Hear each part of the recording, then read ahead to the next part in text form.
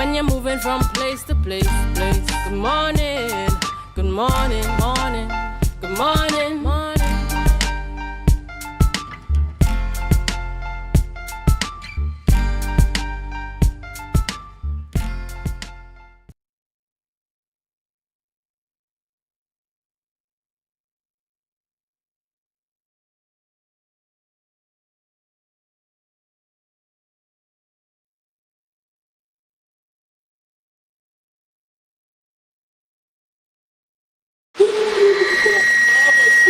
And we are outside here at the La Vida by Cador Resorts. Yes, La Vida by Cador Resorts. That's on Chauvin Road in Buku at the formerly known as it was formerly known as Patino's. Yes, we are outside and it is a lovely, lovely day. And I'm joined by my co-host, Mr. Luke Trim. Good morning, Luke. Good morning, and thank you for having me once again. Good morning, viewers. And yes, we are outside at the beautiful La Vida Resort. Now, viewers, we are still here in Tobago. Don't let the beauty fool you. We are here at Chauvin Road in Buku. And interestingly, guys, do you know that I was born on a Friday 13th? Really? Yes, this is so crazy. Wow. So yes, and viewers, I don't know if you noticed, but we also have the beautiful Brianna Brebner with us. Brianna, how are you doing? I'm doing fine this morning, Luke. Good morning, Akinlabi, as well. It's a nice weather outside. All right. So we have a lot in store for you. But before we do that, we go to the news in 90 seconds. Thank you, Akinlabi. Here's your news in 90 seconds for Friday, June 13th, 2025. As Tobago grows its tourism industry, police warns of a rising scam and the need to stay ahead of tech-driven crime. At least 5 tourists have fallen victim to fake guest house bookings. ACP Oswin Sibero revealed the scheme during the launch of an AI training program for police officers aimed at raising awareness of deceptive technologies. He said the rise in the AI-generated content has made it harder to distinguish truth from fiction, which criminal exploits. Plans are underway to expand the Eagle Eye CCTV network in Tobago. Senior Superintendent Earl Eli stressed the need for police to adapt swiftly to tech-driven threats. Up next, the long-awaited opening of the Tobago's new airport terminal remains uncertain despite earlier projections, as government officials now promise only that it will happen soon. Although former Finance Minister Colin Imbert suggested Tobago's new A&R Robinson International Airport terminal would open by July, the government has yet to confirm a date. Works Minister Jerlene John said it will open soon and noted shared responsibility between the NIDCO and the Transport Ministry. She criticized the previous administration's handling of the project. The terminal, built by China Railway Construction Caribbean, cost over US $129 million, with the final amount pending claim evaluations. John also highlighted discussions on repurposing the old terminal for private jets, citing Chief Secretary Farley Augustine's vision for Tobago's development. And finally, the Met Office has extended both yellow level adverse weather alert and the orange level ravine flood alert, with more rain and thunderstorms expected today due to an approaching tropical wave. The weather alert remains in effect until 4 p.m. today. And that was the news in 90 seconds. Thank you very much, Biana, for that news in 90 seconds. And we are waiting, feeling a bit nervous about that new international airport scenario. I know under the last administration, they would have stated that should be ready by August. But now they're saying that they're not sure, the new administration is saying they're not sure when it should be open. And this is something that Tobago has been waiting for quite some time. Yes, sir. So we really hope that the new administration can get whatever issues they may have come across sorted so that we could get a new airport. What do you guys think? Yeah, the sooner the better. It creates more for tourism in Tobago. So the sooner the better. And I think they probably have their valid reasons why the airport is not opening at the time we expect it to. But I do hope that when it opens, that Tobago is integrated in the correct way. And we look forward to that airport because it's going to benefit our island in a tremendous way. Yes, and I know that in the past, a lot of airlines have raised concerns about the condition of the current airport that we're using. And the new airport is very important towards bringing those larger airlines, those airlines that need a airport of a particular standard to bring a particular caliber of tourists to the destination, you know, and the new airport goes hand in hand with a plant like sandals. So the new airport is very, very crucial to us. So we really hope that they can really sort that out soon. But I want to touch on something else that you spoke about, Biana. You spoke about the weather continuing. And we know right now it's sunny, right now the rain has held up, Luke, but we really hope that it wouldn't be as bad as what Trinidad is experiencing right now. Yes, we hope that even though the rain does come down, we hope it stays up for the morning. Yes. So we could be outside here lovely at La Vida, you know.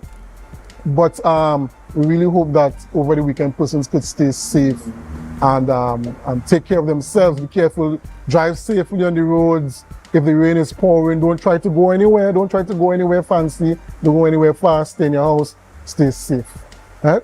So thank you very much, Biana, for that news in 90 seconds, and we wish and we hope that you have a very lovely day. But Akinlabi, before you go, yes. This weekend it's a big weekend. I know it's a big weekend, but you know, it's Father's Day, and we know a lot of you all have things planned for Father's Day, but we still wish that you all stay safe on the roads.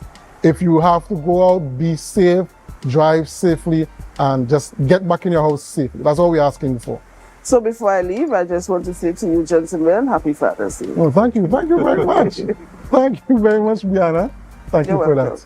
And we hope you have a wonderful day, Biana. So we move on to that time where we are celebrating with those that are also celebrating whatever they are celebrating. It's time for our birthday shout-outs.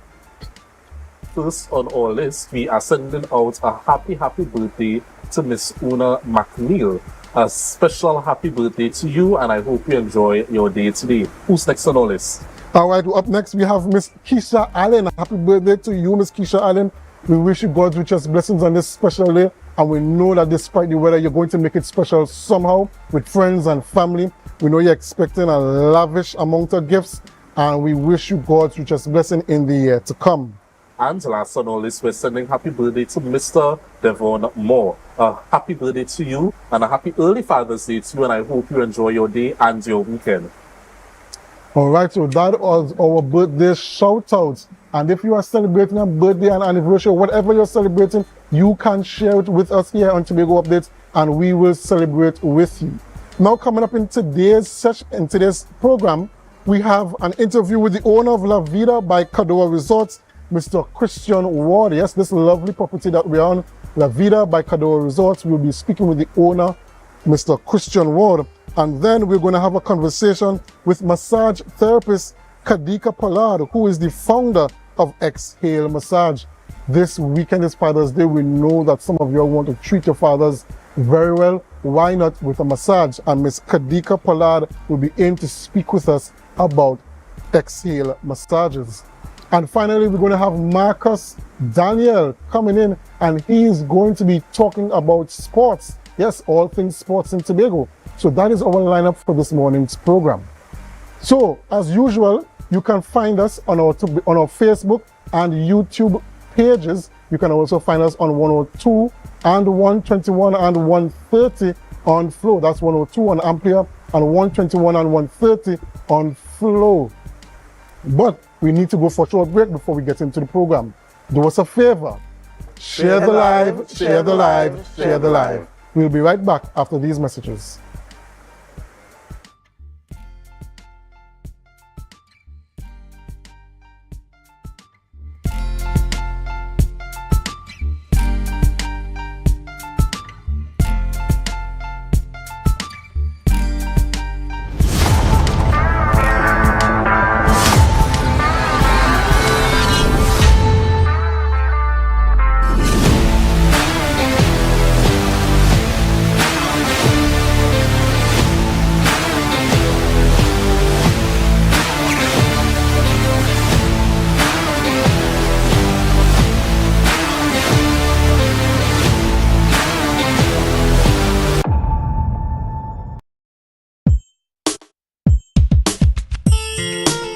Assemblers, I'm Kaylee Andrews, presiding officer for the second annual primary plenary debate happening Thursday, June 12th, 2025 at 10 a.m. inside the Assembly Chamber. Autonomy, autonomy, autonomy. 19 bold young voices are ready to shake the island as they tackle the big question. How does autonomy affect us, the youth, with courage, clarity, and This year, Bishop's High School Tobago celebrates its 100th anniversary. 100 years of shaping leaders, visionaries, and change makers. On Saturday, June 14th, 6 p.m. at Bishop's High School, the BHS Centennial Committee presents Men in Leadership, a live national forum with 4 distinguished Bishopians in a powerful dialogue discussing law, politics, religion, and national leadership. Moderated by award-winning journalist and Bishopian Ira Mathur. Join the conversation. Sign up for free at bishopstobago100.com or on Facebook. Watch it live, online. Don't miss it. Dance Ensemble Tobago presents our signature event, Tobago Dance Sport Championship and Dancing with the Caribbean Stars. Lights, cameras, dance. Our 12th edition on Saturday the 12th of July, 5 p.m. The Shore Park Cultural Complex Auditorium. See our dancers, all ages, compete in waltz, jive, rumba, salsa, mambo, and much more. Our Dancing with the Caribbean Stars. Who will take home the Mirrorball Trophy? Mrs. Takiana Ned Augustine, the wife of the Chief Secretary of the Tobago House of Assembly. Miss Lynette Louis, vocalist entertainer. Mrs. Cassandra Thompson Forbes, journalist and Tobago correspondent. Mr. Javon Carrington, founder and head trainer of Dosfit Studios, and Mr. Julian Skeet, administrator and former TV host. After show dance party with DJ Santa out of Trinidad. Early bird tickets, adults $200, children $75, and general tickets, adults $250 and children $100. Get your early bird tickets now from Dance Ensemble members, D&D Jewelers at Tobago United Cooperative, Milford the 24 gas station in Canaan, and the Shore Park Cultural Complex box office. For more information, you call 772-9049 and 340-5758. You can't miss this one.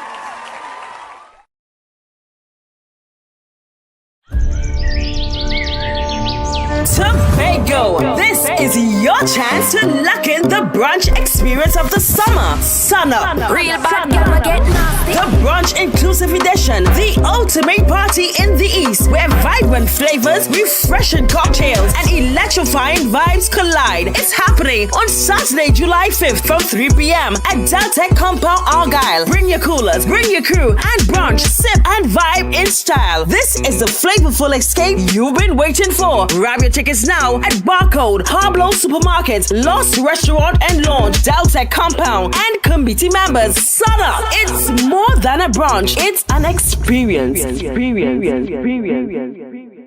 Quartz is well known as the Caribbean's largest retailer, providing consumers for generations with the very best products to enhance their homes. This year, we bring our expertise to businesses. Quartz Business Solutions will serve small, medium, and large companies with the very best products at the most competitive prices, backed by warranties and after-sales support. Hoteliers, office managers, restaurants, and so many more. Quartz Business Solutions, a brand of the Unicomer Group.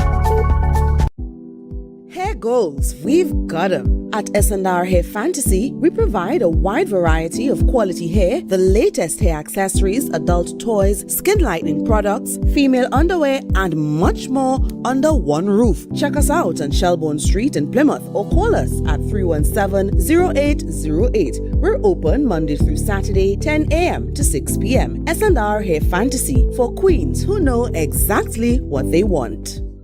Do you think you know Premier League or Champions League football? What about international cricket or the IPL and CPL? How about NBA basketball? Well, now you can put your skills to work to earn some extra cash by betting on the games with TT Bet Arena. Simply go to our website, choose a sport you want to bet on, find the games and place your bets. And with your computer or mobile device, you can bet from anywhere. Just go to ttbetarena.com, sign up for a free account, make a deposit, and start betting. It's that simple. You can even qualify for our $2,000 sign-up bonus. We also have horse racing, plus live casino games where you can bet using TT dollars. And check our new Tobago location at 7B Milford Road, Crown Point. For more info, call or WhatsApp 494-0634. TT Bet Arena, the #1 sports betting company in Trinidad and Tobago.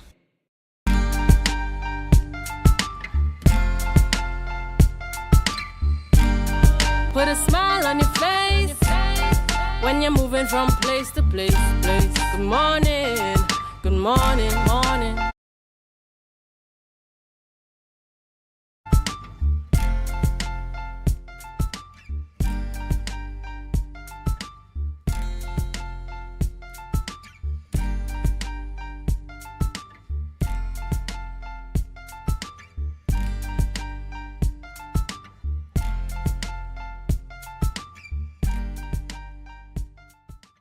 Morning and welcome back to the Tobago Updates Morning Show. And yes, viewers, we are coming to you live from outside as we are at the La Vida by Cadora Resorts. Now, viewers, if you're looking for that perfect getaway where peace, tranquil, and serenity just comes together and you can just relax and forget all your problems, this resort is the resort for you. And at this moment, I'm joined by the owner, Mr. Christian Ward. A special morning to you, and how are you doing? Hi, good morning, good morning. I'm fine. Good morning to the Tobago Updates team. Good morning to the wider public for viewing here today.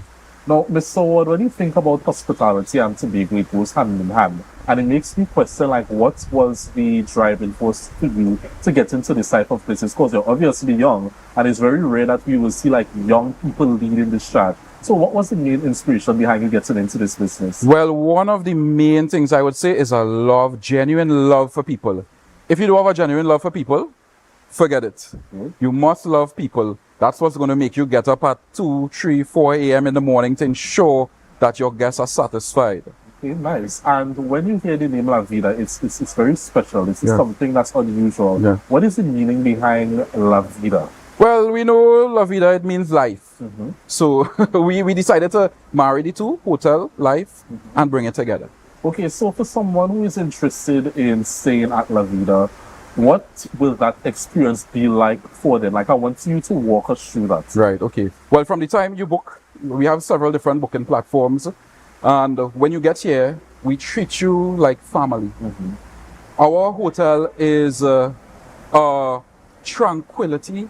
We have an entire ecosystem here. It's an eco-resort from which we marry nature with accommodation. Okay. Right in the heart of Buku. Okay. Only 2 minutes away from the beach. Interesting. And it makes me question, like, when you think about the island of Tobago and tourism and the importance of having accommodation, what does that mean to you? Because I know usually when it's usually like during carnival season, we always speak about maybe the hotels are not being booked or maybe they are not ready. How has that been in terms of, the funding and the support and those types of stuff? Well, so far, I'd say we have been operating for about 3 weeks now. And while the support is good, it could be better. But something I always say, you could never have enough rooms on an island. So I always motivate guest houses, other persons to really get into the field and open up something. Okay, nice. Right? So take me back to your younger years, a little Christian growing up, if you grew up in Tobago. What was that like for you? And what was the one story, the one experience that told you, okay, when I grow up, I want to get into hospitality? Okay, as I said, you must have a genuine love for people. And ever since young, I've always loved people. Now, I came from a kitchen background. Okay. I was a chef before, many years ago. And I had the opportunity to manage a very, very top restaurant, a well-known restaurant in Trinidad. Right? I'm Trinbagonian, right? I live in Trinidad. And a couple of years ago, I moved to Tobago, had the opportunity to manage a hotel. And I said, let me give this thing a try. Okay. And let me get my own property. And here I am today. And how has that journey been for you? Of course, like with everything, there are challenges, but you gather a team and you hit it harder. Okay. Now, I have an amazing team behind me. Okay. Having a hotel is not a one-man show. A hotel is just simply bricks and concrete. You must have that core team to make it work. Okay. I have some fantastic people, Crystal, Zion, Omega, men. Listen, they're fantastic people behind us. It's really good that you have that support system because it really makes the organization work. And for any young person who is listening to this interview now, or anybody who would like to get into this business, what is one piece of advice you want to leave to them? Well, one piece of advice, follow your dream. If you want to make it happen, just go at it. Okay. So you mentioned earlier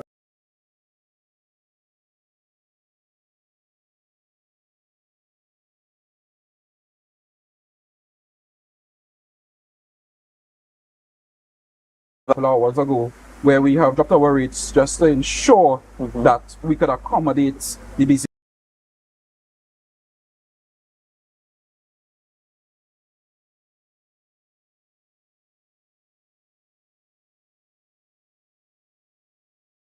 We have a beautiful pool. We have a restaurant. We have a bar. And, of course, our room.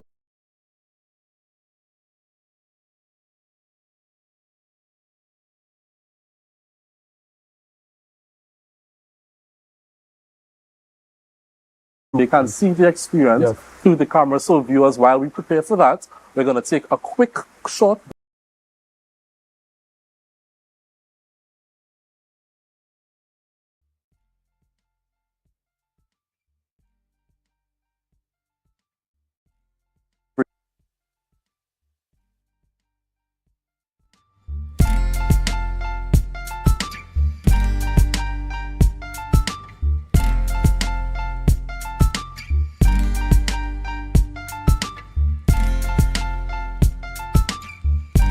Do you think you know Premier League or Champions League football? Tobago. This Labor Day, June 19th, API Music and Timeless Vibes Promotions kicks off Tobago Jazz Music and Golf Weekend 2025 with Plymouth Love, featuring Jazz at Dawn, 6:30 a.m. till noon, with Franz Job, Prince Unique, and much more. Then kicking it old school, 6 p.m. to midnight, featuring Oscar B, Andre J. Donowa, Joe Archer, and a very special guest, K. Alan Maloney, all at Plymouth Tennis Court Car Park. This entire celebration is in support of K's medical expenses. Just $200 per event, or experience both events for only $300. Tickets are available at Barcode, Nanandes Bar, and Island E-Tickets. Events supported by Frankie Tours, Bermuda's Biscuits, Tobago Updates, Street 91.9, Radio Toco, Stone Tower Studio, Eye for Design, and Click. Plymouth Love, one community, sunrise to sunset.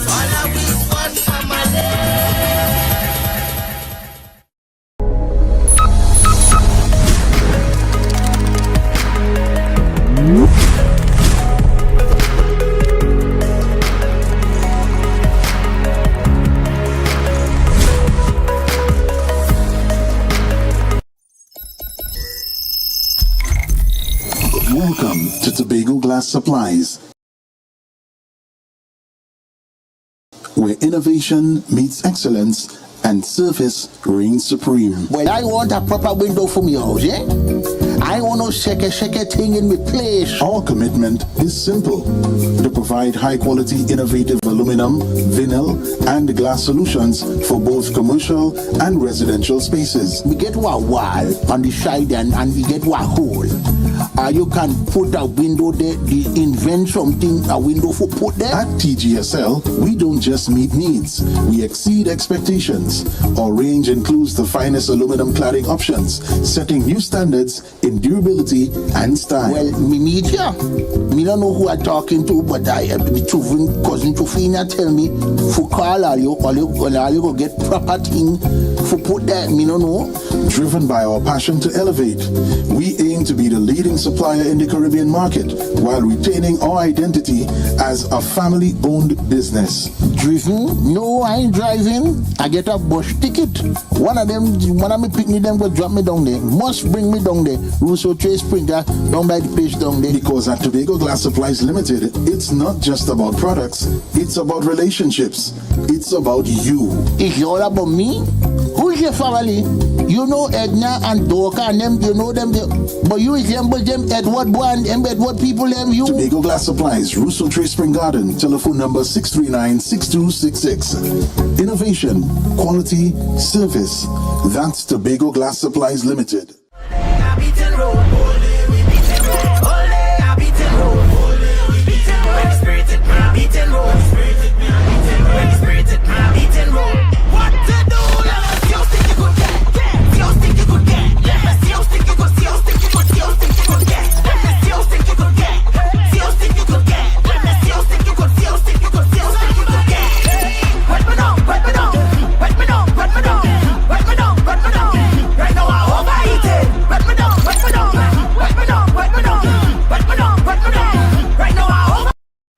Guys, there are some new developments in housing in Tobago, so it's goat racing time. This is 116, the show that keeps you in the know with all things Tobago House of Assembly. Each week, 116 delivers a fun and engaging overview of the latest developments, achievements, activities, and events of our dynamic assembly. So join me. Let's dive into the Tobago House of Assembly's Week in Review right here on 116.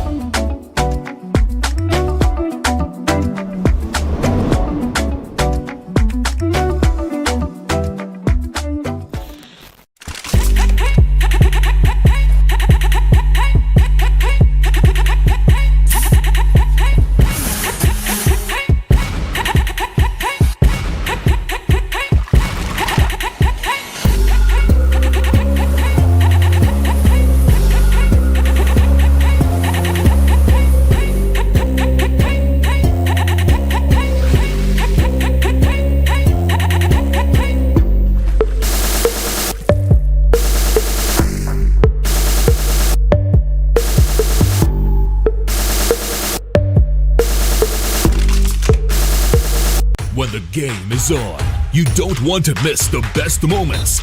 With AMPLIA TV, you can enjoy our ultimate sports package and watch your favorite games on the go. Stay connected and informed with sports news, scores, and stats with AMPLIA's fastest internet speeds. Up to 1 gigabyte fiber internet, you can stream riveting football action, cricket, NBA games, and much more. With AMPLIA, it's game on. Visit amplia.co.tt or call 800-4663. AMPLIA. Do more, live more.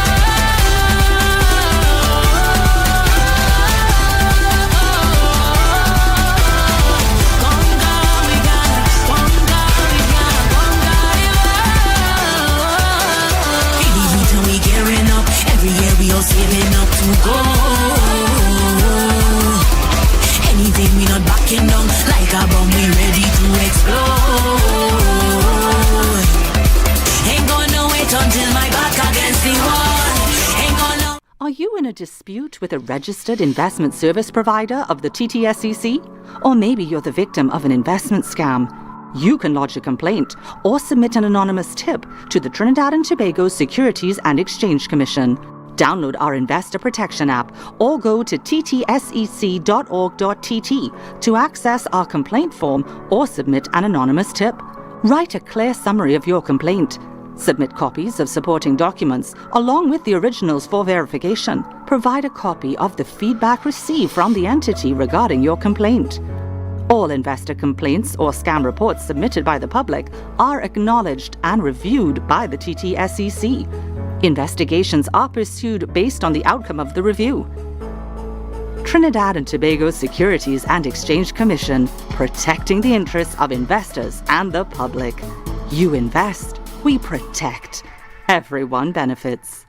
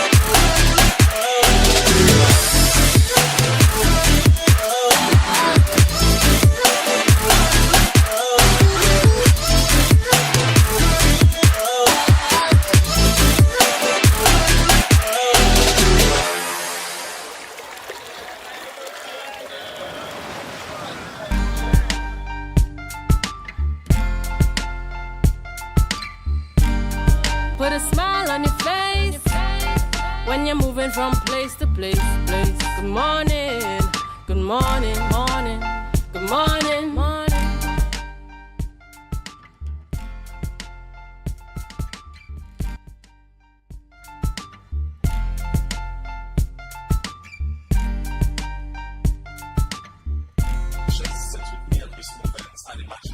This beautiful view and a beautiful morning. Yes, viewers, we are here at Tobago by Padola Resorts. And as you can see, I am outdoors. I am outside. There's a kitchen right behind me. Very unusual, but something that we should all experience. Now, I'm handing over to the owner. He's going to just walk us through what this room is all about.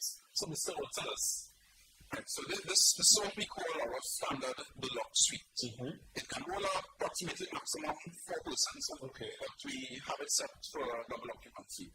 Okay, nice. And I'm noticing that the kitchen is outdoors. That is a really, really great experience to wake up and cook outside. Yes, you know, sometimes you may have, hotel owners that is, they may have a kitchen indoors.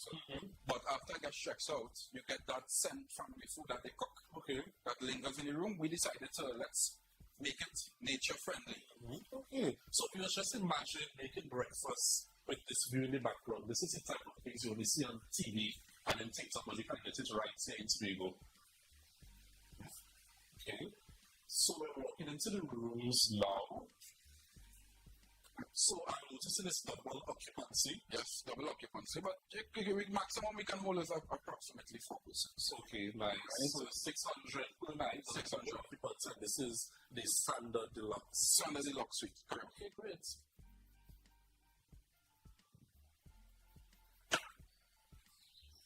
And bathroom is included also, right? Yeah, of course. Basic standard bathrooms. Okay.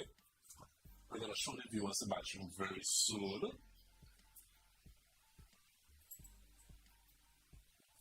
And there's AC included. Yes. And if the viewers want that option of fresh air, I'm seeing that there are special window shades. Yes, so we are eco-friendly. Okay, nice. That fresh Tobago breeze coming in.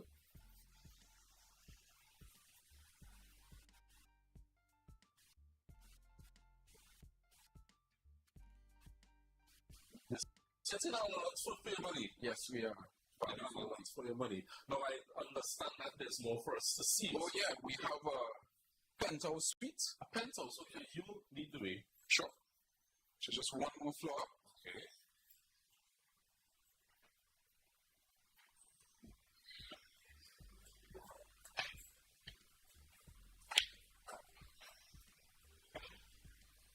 Now, because I stayed in a resort similar to this in Barbados, and it was really nice, and it's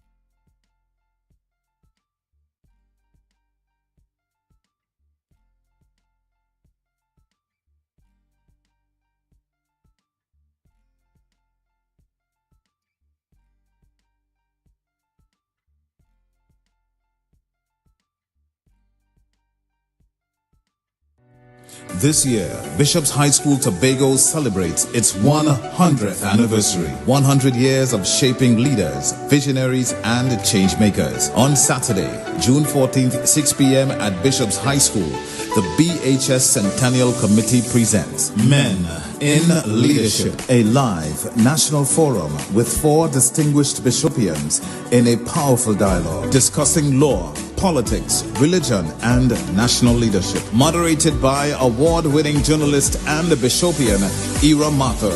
Join the conversation. Sign up for free at bishopstobago100.com or on Facebook. Watch it live online. Don't miss it.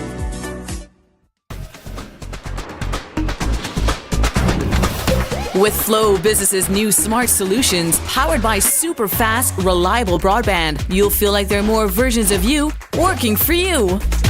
From website design, development, and digital marketing to promote your business, 24/7 business class support to cloud solutions, security, and more. Multiply your growth today.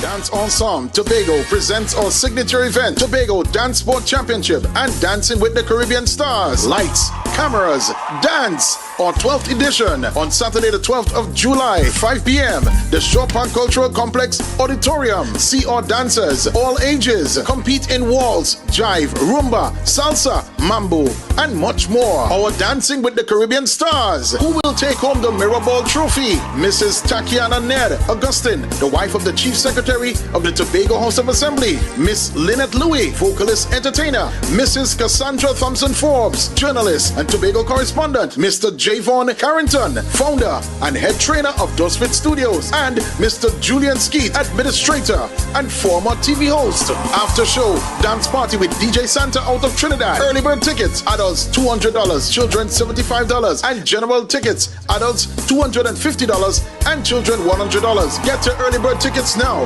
from Dance Ensemble members, D&D Jewelers at Tobago United Cooperative, Milford the 24 gas station in Canaan, and the Shore Park Cultural Complex box office. For more information, you call 772-9049 and 340-5758. You can't miss this one.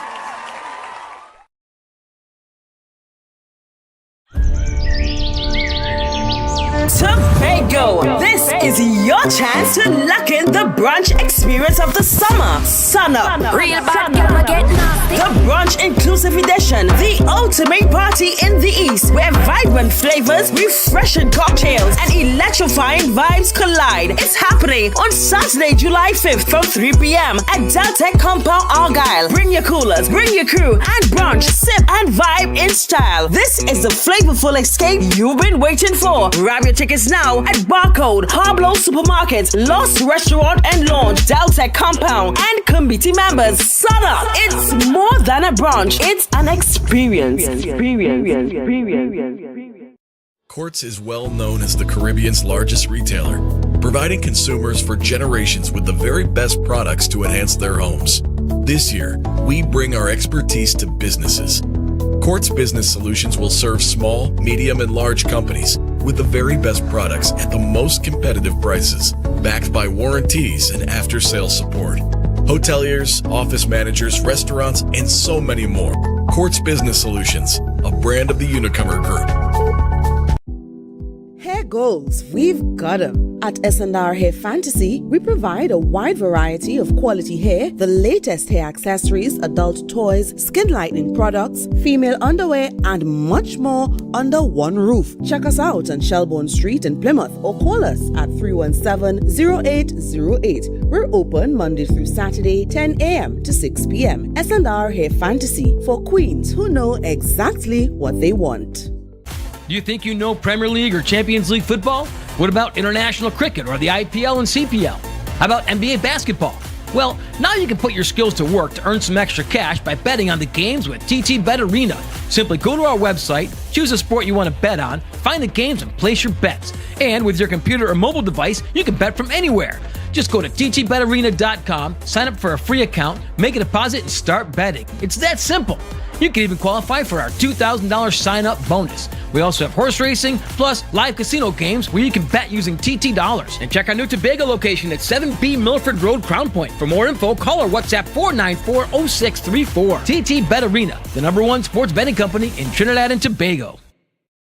Tobago. This Labor Day, June 19th, API Music and Timeless Vibes Promotions kicks off Tobago Jazz Music and Golf Weekend 2025 with Plymouth Love, featuring Jazz at Dawn, 6:30 a.m. till noon, with Franz Job, Prince Unique, and much more. Then kicking it old school. 6 p.m. to midnight, featuring Oscar B, Andre J. Donowa, Joe Archer, and a very special guest, K. Alan Maloney. All at Plymouth Tennis Court Car Park. This entire celebration is in support of K's medical expenses. Just $200 per event, or experience both events for only $300. Tickets are available at Barcode, Nanandes Bar, and Island E-Tickets. Events supported by Frankie Tours, Bermuda's Biscuits, Tobago Updates, Street 91.9, Radio Toco, Stone Tower Studio, iFor Design, and Click. Plymouth Love, one community, sunrise to sunset.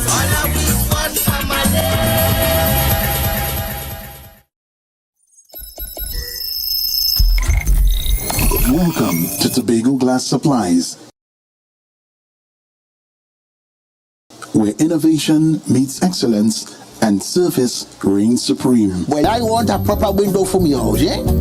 I want no shake thing in my place. Our commitment is simple: to provide high-quality, innovative aluminum, vinyl, and glass solutions for both commercial and residential spaces. We get one wall on the side and we get one hole. You can put a window there, invent something, a window for put there. At TGSL, we don't just meet needs, we exceed expectations. Our range includes the finest aluminum cladding options, setting new standards in durability and style. Well, me meet ya. Me don't know who I'm talking to, but the children, cousin Tofina tell me, for call all you go get proper thing for put there. Me don't know. Driven by our passion to elevate, we aim to be the leading supplier in the Caribbean market while retaining our identity as a family-owned business. Driven? No, I ain't driving. I get a bus ticket. One of me pick me them go drop me down there. Must bring me down there. Russo Trace Springer down by the place down there. Because at Tobago Glass Supplies Limited, it's not just about products, it's about relationships.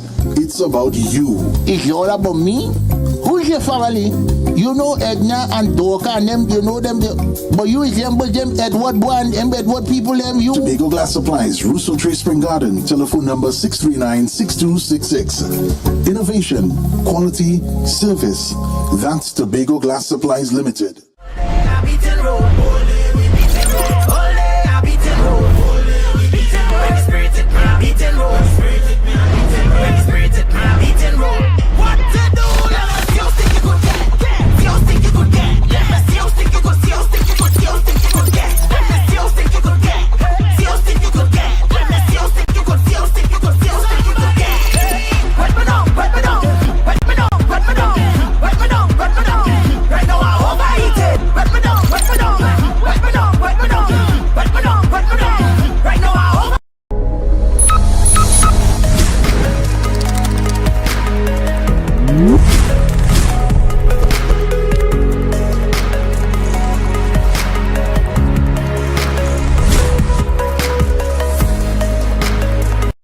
Guys, there are some new developments in housing in Tobago, so it's goat racing time.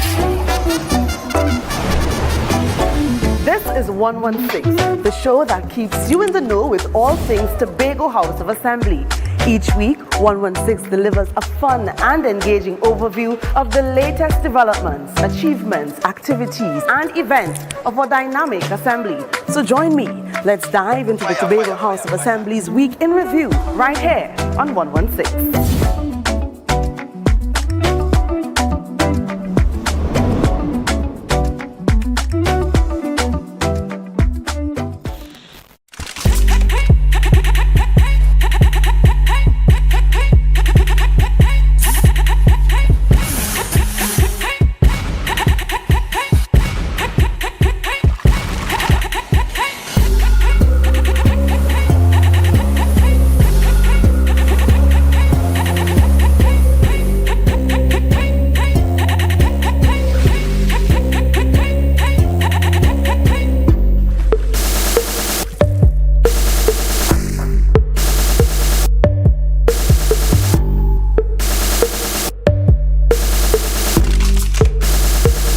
When the game is on, you don't want to miss the best moments. With AMPLIA TV, you can enjoy our ultimate sports package and watch your favorite games on the go. Stay connected and informed with sports news, scores, and stats with AMPLIA's fastest internet speeds. Up to 1 gigabyte fiber internet, you can stream riveting football action, cricket, NBA games, and much more. With AMPLIA, it's game on. Visit amplia.co.tt or call 800-4663. AMPLIA. Do more, live more.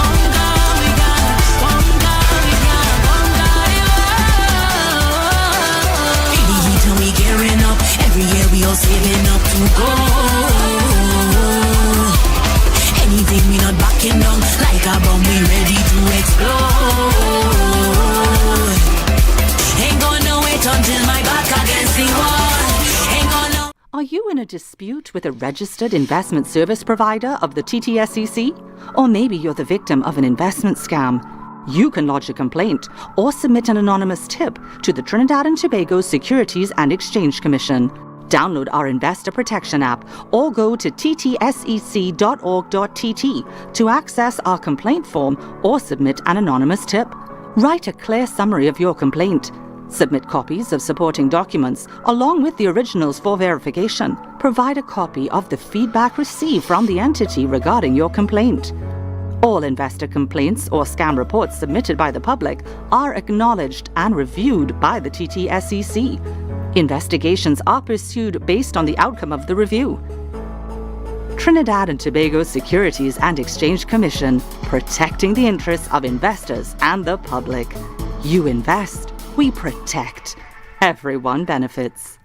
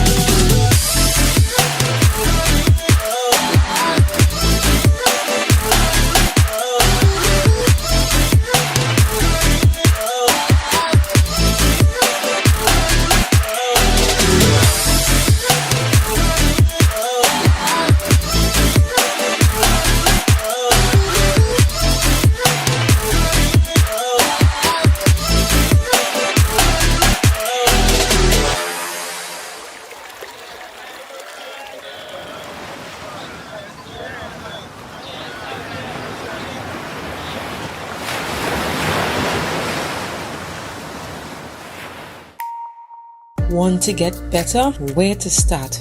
What kind of exercise to do? What to eat? How to get restful sleep? Need a doctor to search for root cause? Look no further. Come to Majuba Hill Lifestyle Center Foundation at our Wellness Center in Goodwood. or Food Hub in Darrell Spring.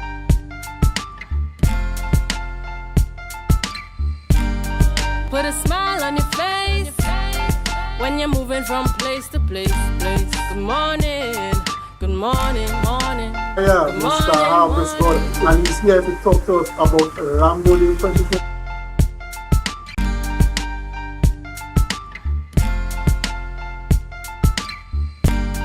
Put a smile on your face when you're moving from place to place. Good morning, good morning, morning, good morning, morning.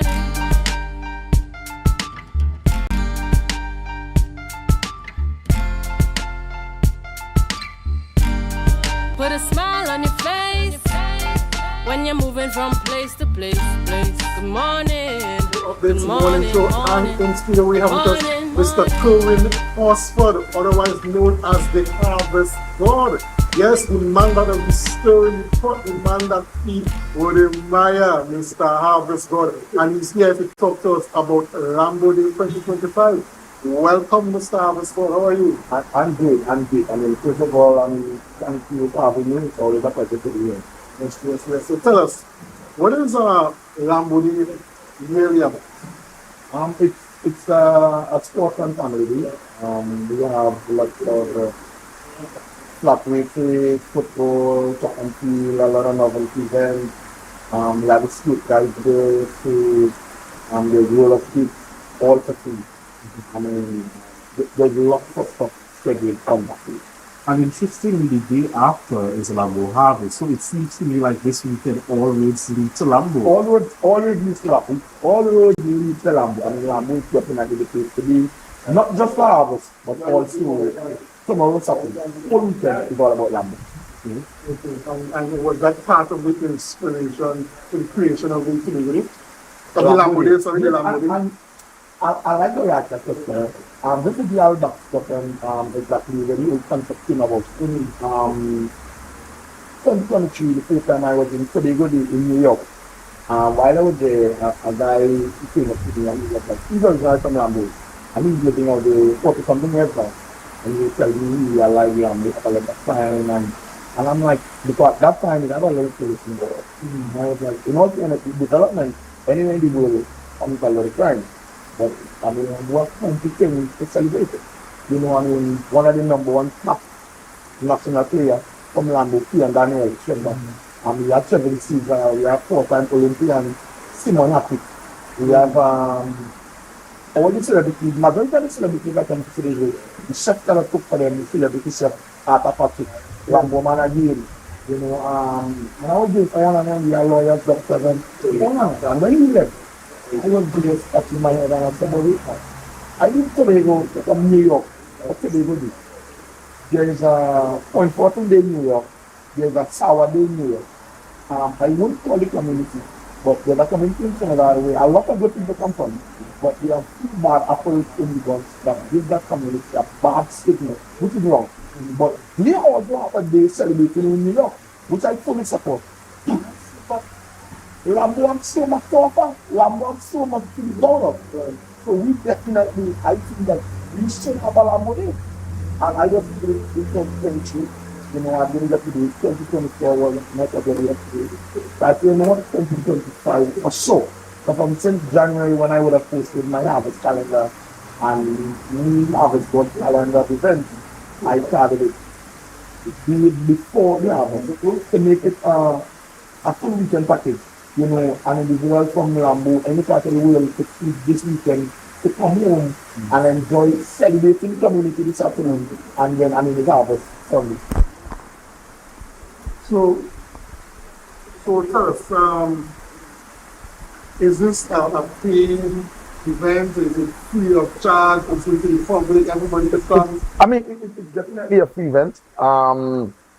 As I would have mentioned, there's Bouncy Castle, roller skates. If you guys have your skates at home, feel free to bring it. If not, skates would be provided for you at no cost. There are lots of track and field events, novelty events, free of charge. You just compete, and there are some good prizes.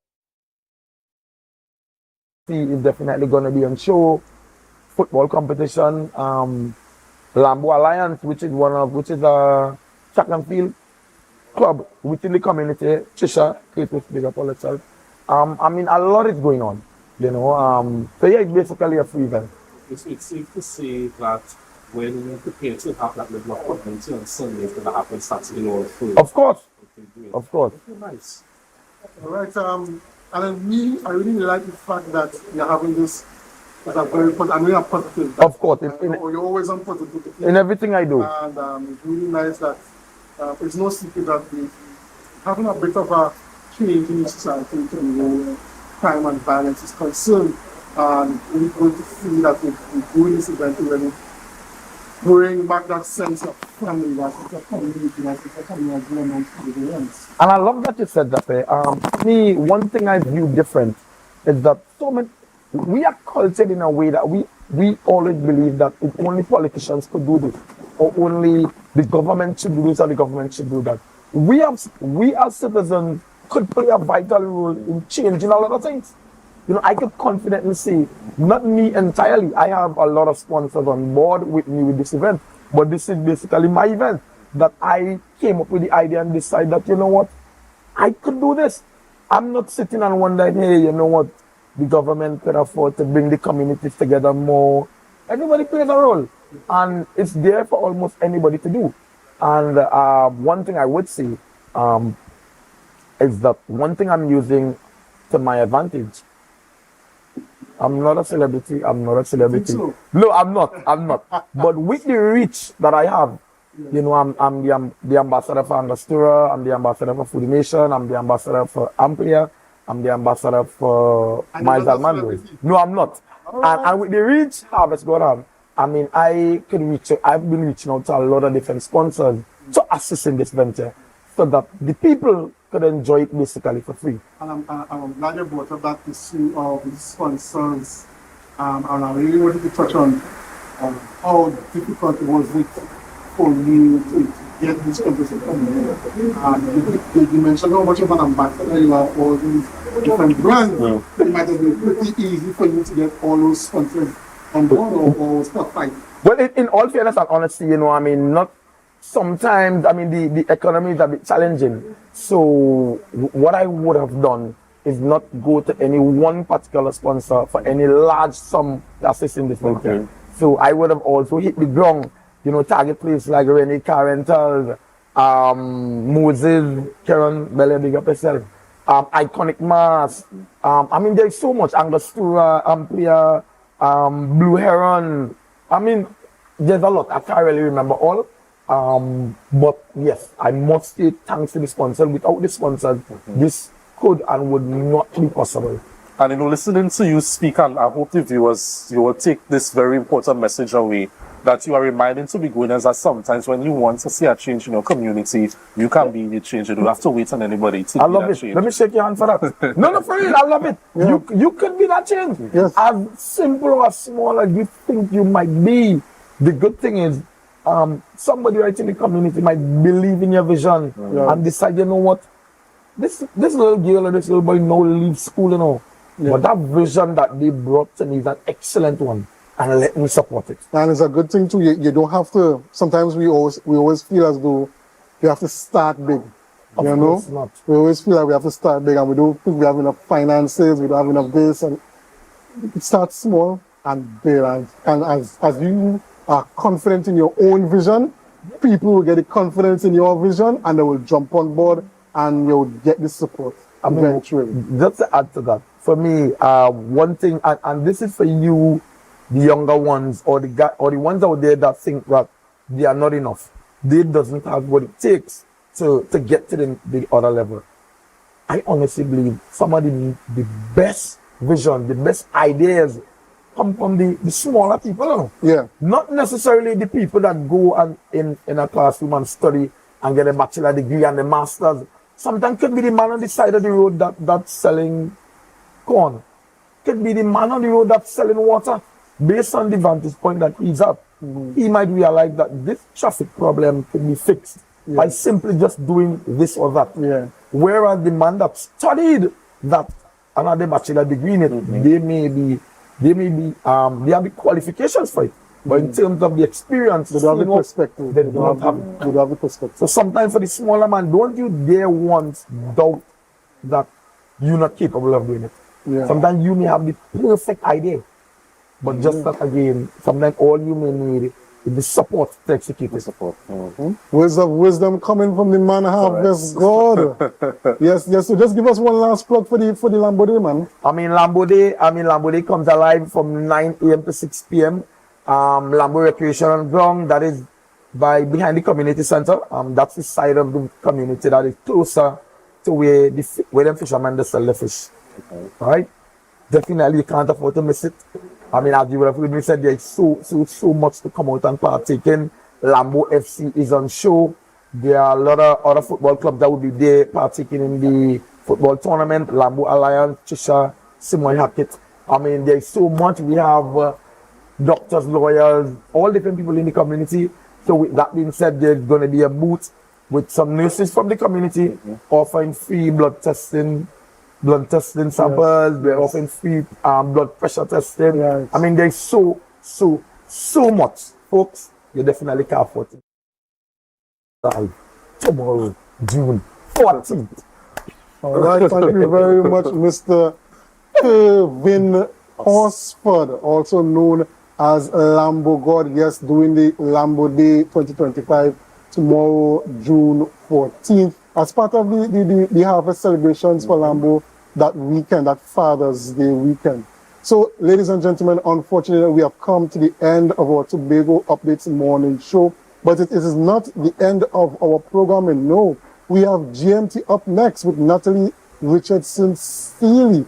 So stay in with us, stay locked on, do us a favor, share the live, share the live, share the live. GMT is up next.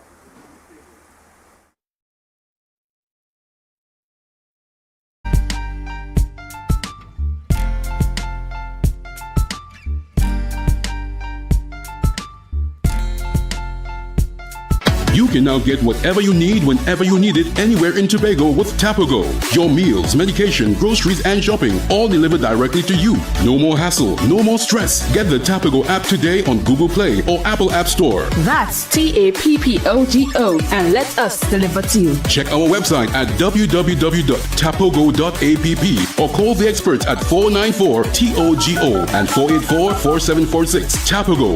Relax. We will get it to you. Tobago's at your service. It's a different type of thing down there. And we party till we drop down there. With a lot of pretty girls down there. Down in Tobago.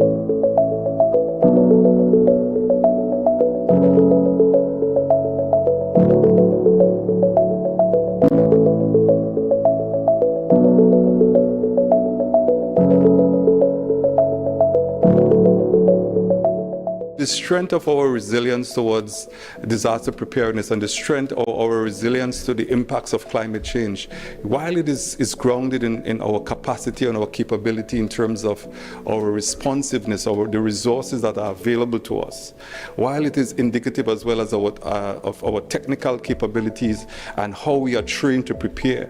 But I want to tell you this morning that our resilience is also grounded in the fact and also largely dependent on how much we can collaborate with each other. But when we look at our landscape, on our inner cities and also our rural communities, they are highly vulnerable to hydrometeorological events. And therefore it's important for these stakeholders, our stakeholders, to understand exactly what is happening with the hydrometeorological impact on our exposure. For example, our coastal community, our slope failures, fallen trees, our utilities, and what is going on with our infrastructure. We have seen where funding has become a major issue in terms of rehabilitation and recovery. And therefore, I think it is necessary for all of Tobago to understand the importance, therefore, of resiliency. And this session will allow us to have a true picture as to what is exactly happening, not just the negative, but also how we can merge our resources together. One of the things that we're looking forward to is having pods in every community so that when a disaster hits, they're not looking at Speyside to get a chainsaw. They would have it within their own community. They'll be able to respond to their own community emergency response. So another thing, as Dario was mentioning, was making sure that we know who are the vulnerable within our community, where is the loose roof that's in our community, so that we know even beforehand how we can address these issues. I am a returning national. I recently came back to the island, back in April, and I wanted all the information that I could get, really, because I'm worried about what I don't know. And so far, it's a lot. So it really is about the information so that I could be prepared for what is to come. I'm so glad that I'm here, and I've already picked up a few things that I need to actually learn some more about. So I think they're absolutely vital.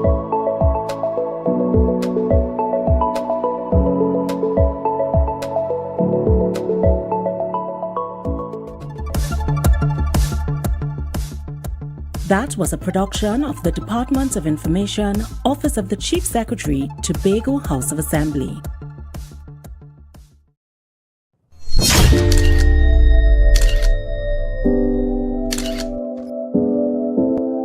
Today I learned about how jobs are back flu, how we destroy lungs and to get cancer. I learned what marijuana and drugs can do. It can make you go to jail, it can make you breathe very, very fast, and it can give you lung cancer.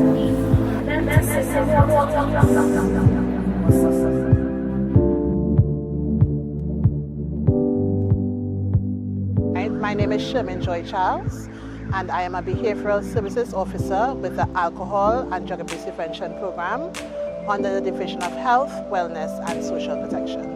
So we are here to commemorate World No Tobacco Day, which is celebrated annually on May the 31st. And today we have our annual Clean Air Fair, where we target Standard 5 students throughout Tobago. This morning we are targeting the Standard 5 students from the Mason Hall, Moriah, Cassara and Palsrevere schools. And so we're just here to educate them on the impact of tobacco use and to give them the necessary skills that they may need to resist tobacco use. The theme for this year's initiative is actually unmasking the appeal to tobacco products. And we realize that a lot of students are now experimenting not so much with cigarettes, but more so with vapes, particularly students in the secondary school.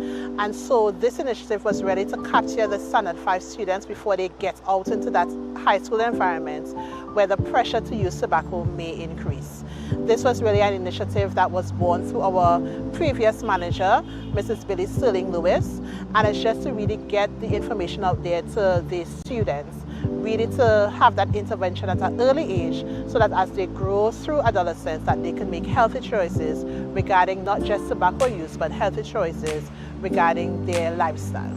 So what we want to take home is, one, tobacco use is not something that they should get involved in. There are no positive effects. So that's the first thing you want them to understand. And secondly, we want them to understand that it's okay to say no.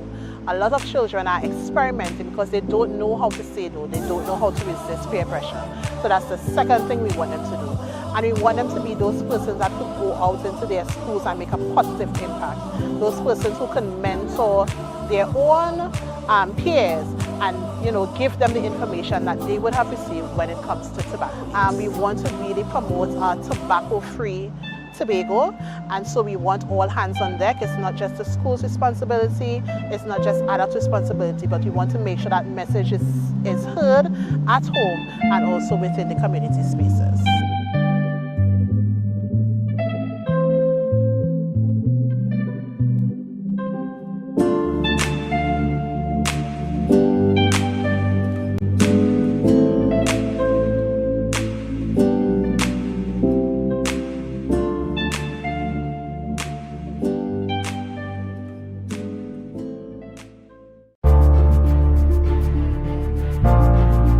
You're viewing Tobago Updates Television, your exclusive gateway to Tobago, broadcasting the beauty of this island paradise to the world.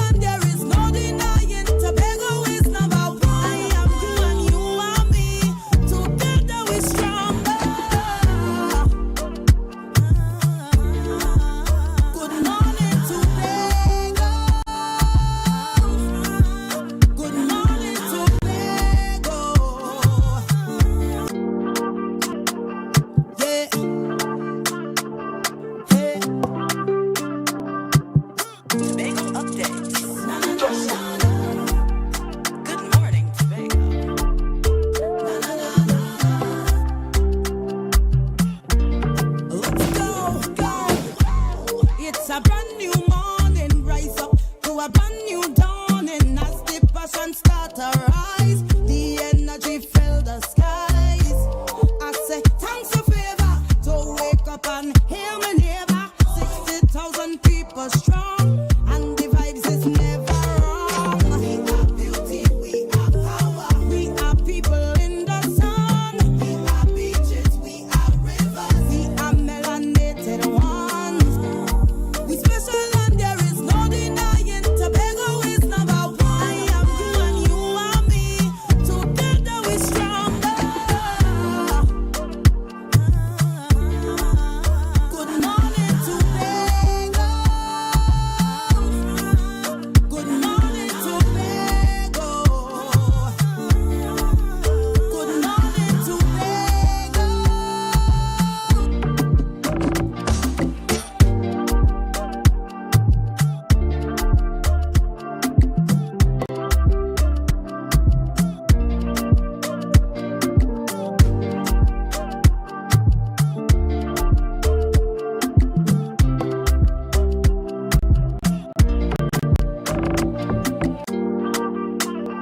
Yeah. Hey. Tobago updates. Good morning, Tobago.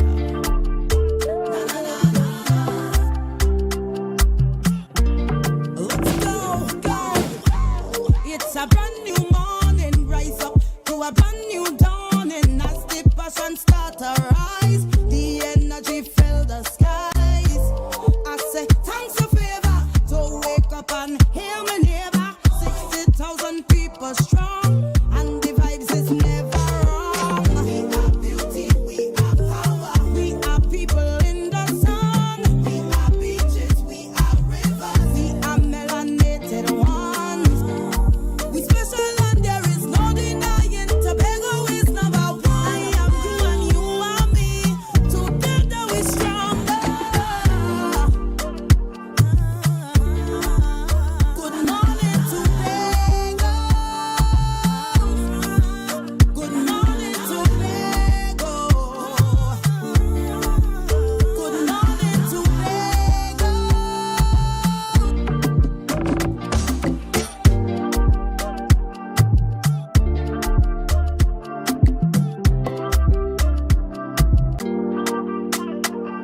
Yeah. Hey. Tobago updates. Good morning, Tobago.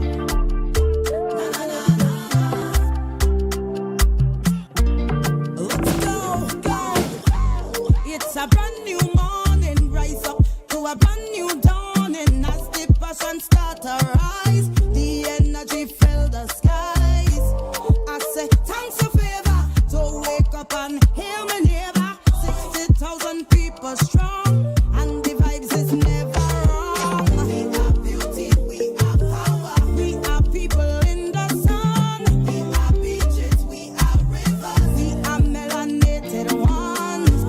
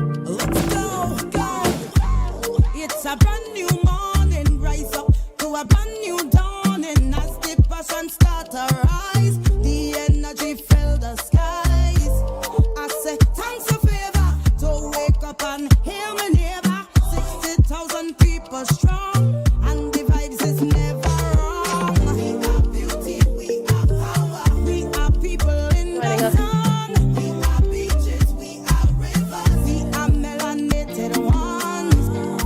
We special and there is no denying. Tobago is number one.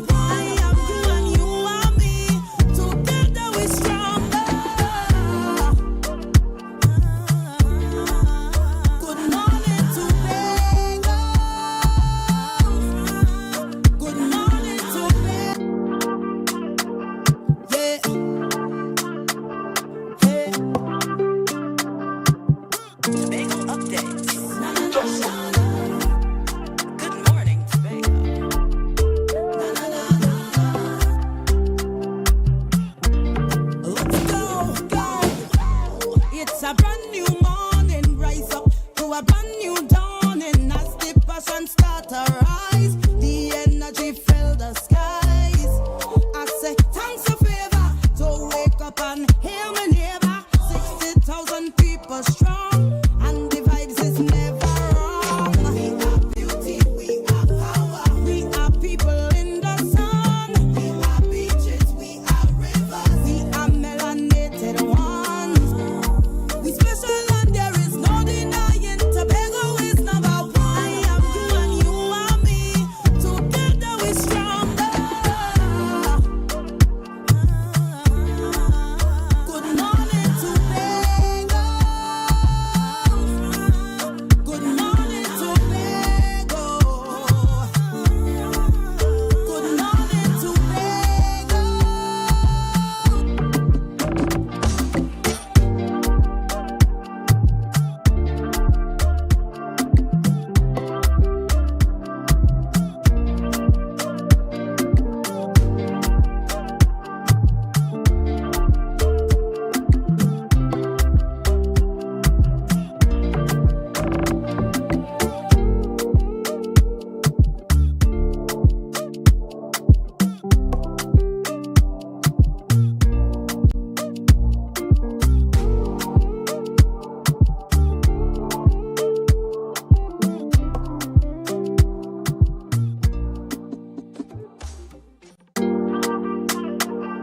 Yeah. Hey. Tobago updates. Good morning, Tobago.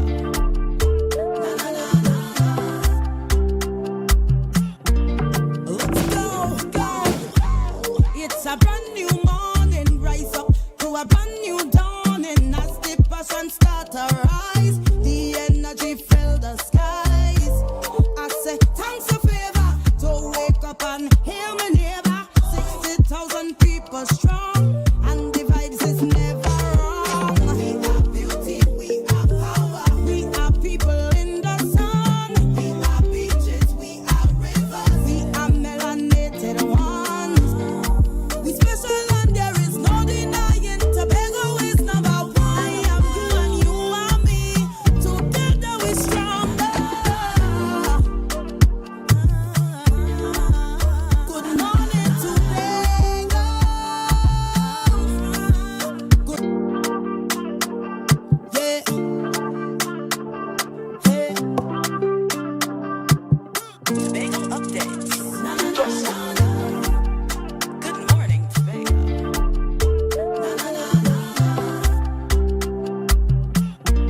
Let's go, go.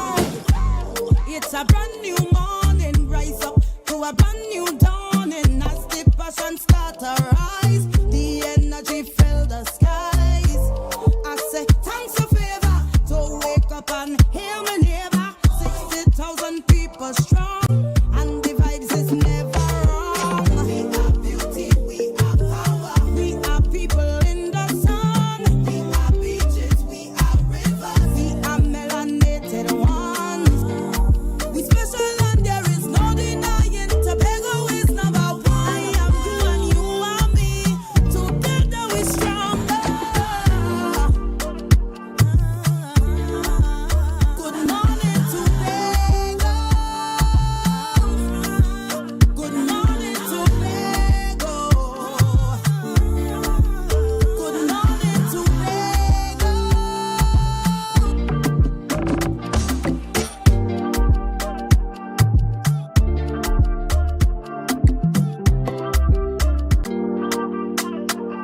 Yeah. Hey. Tobago updates.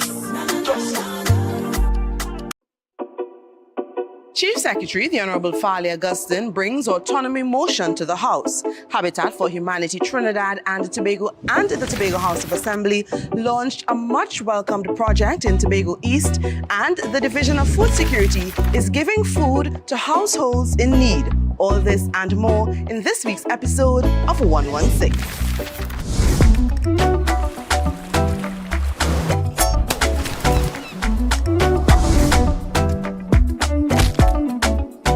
One. Six. Beautiful island.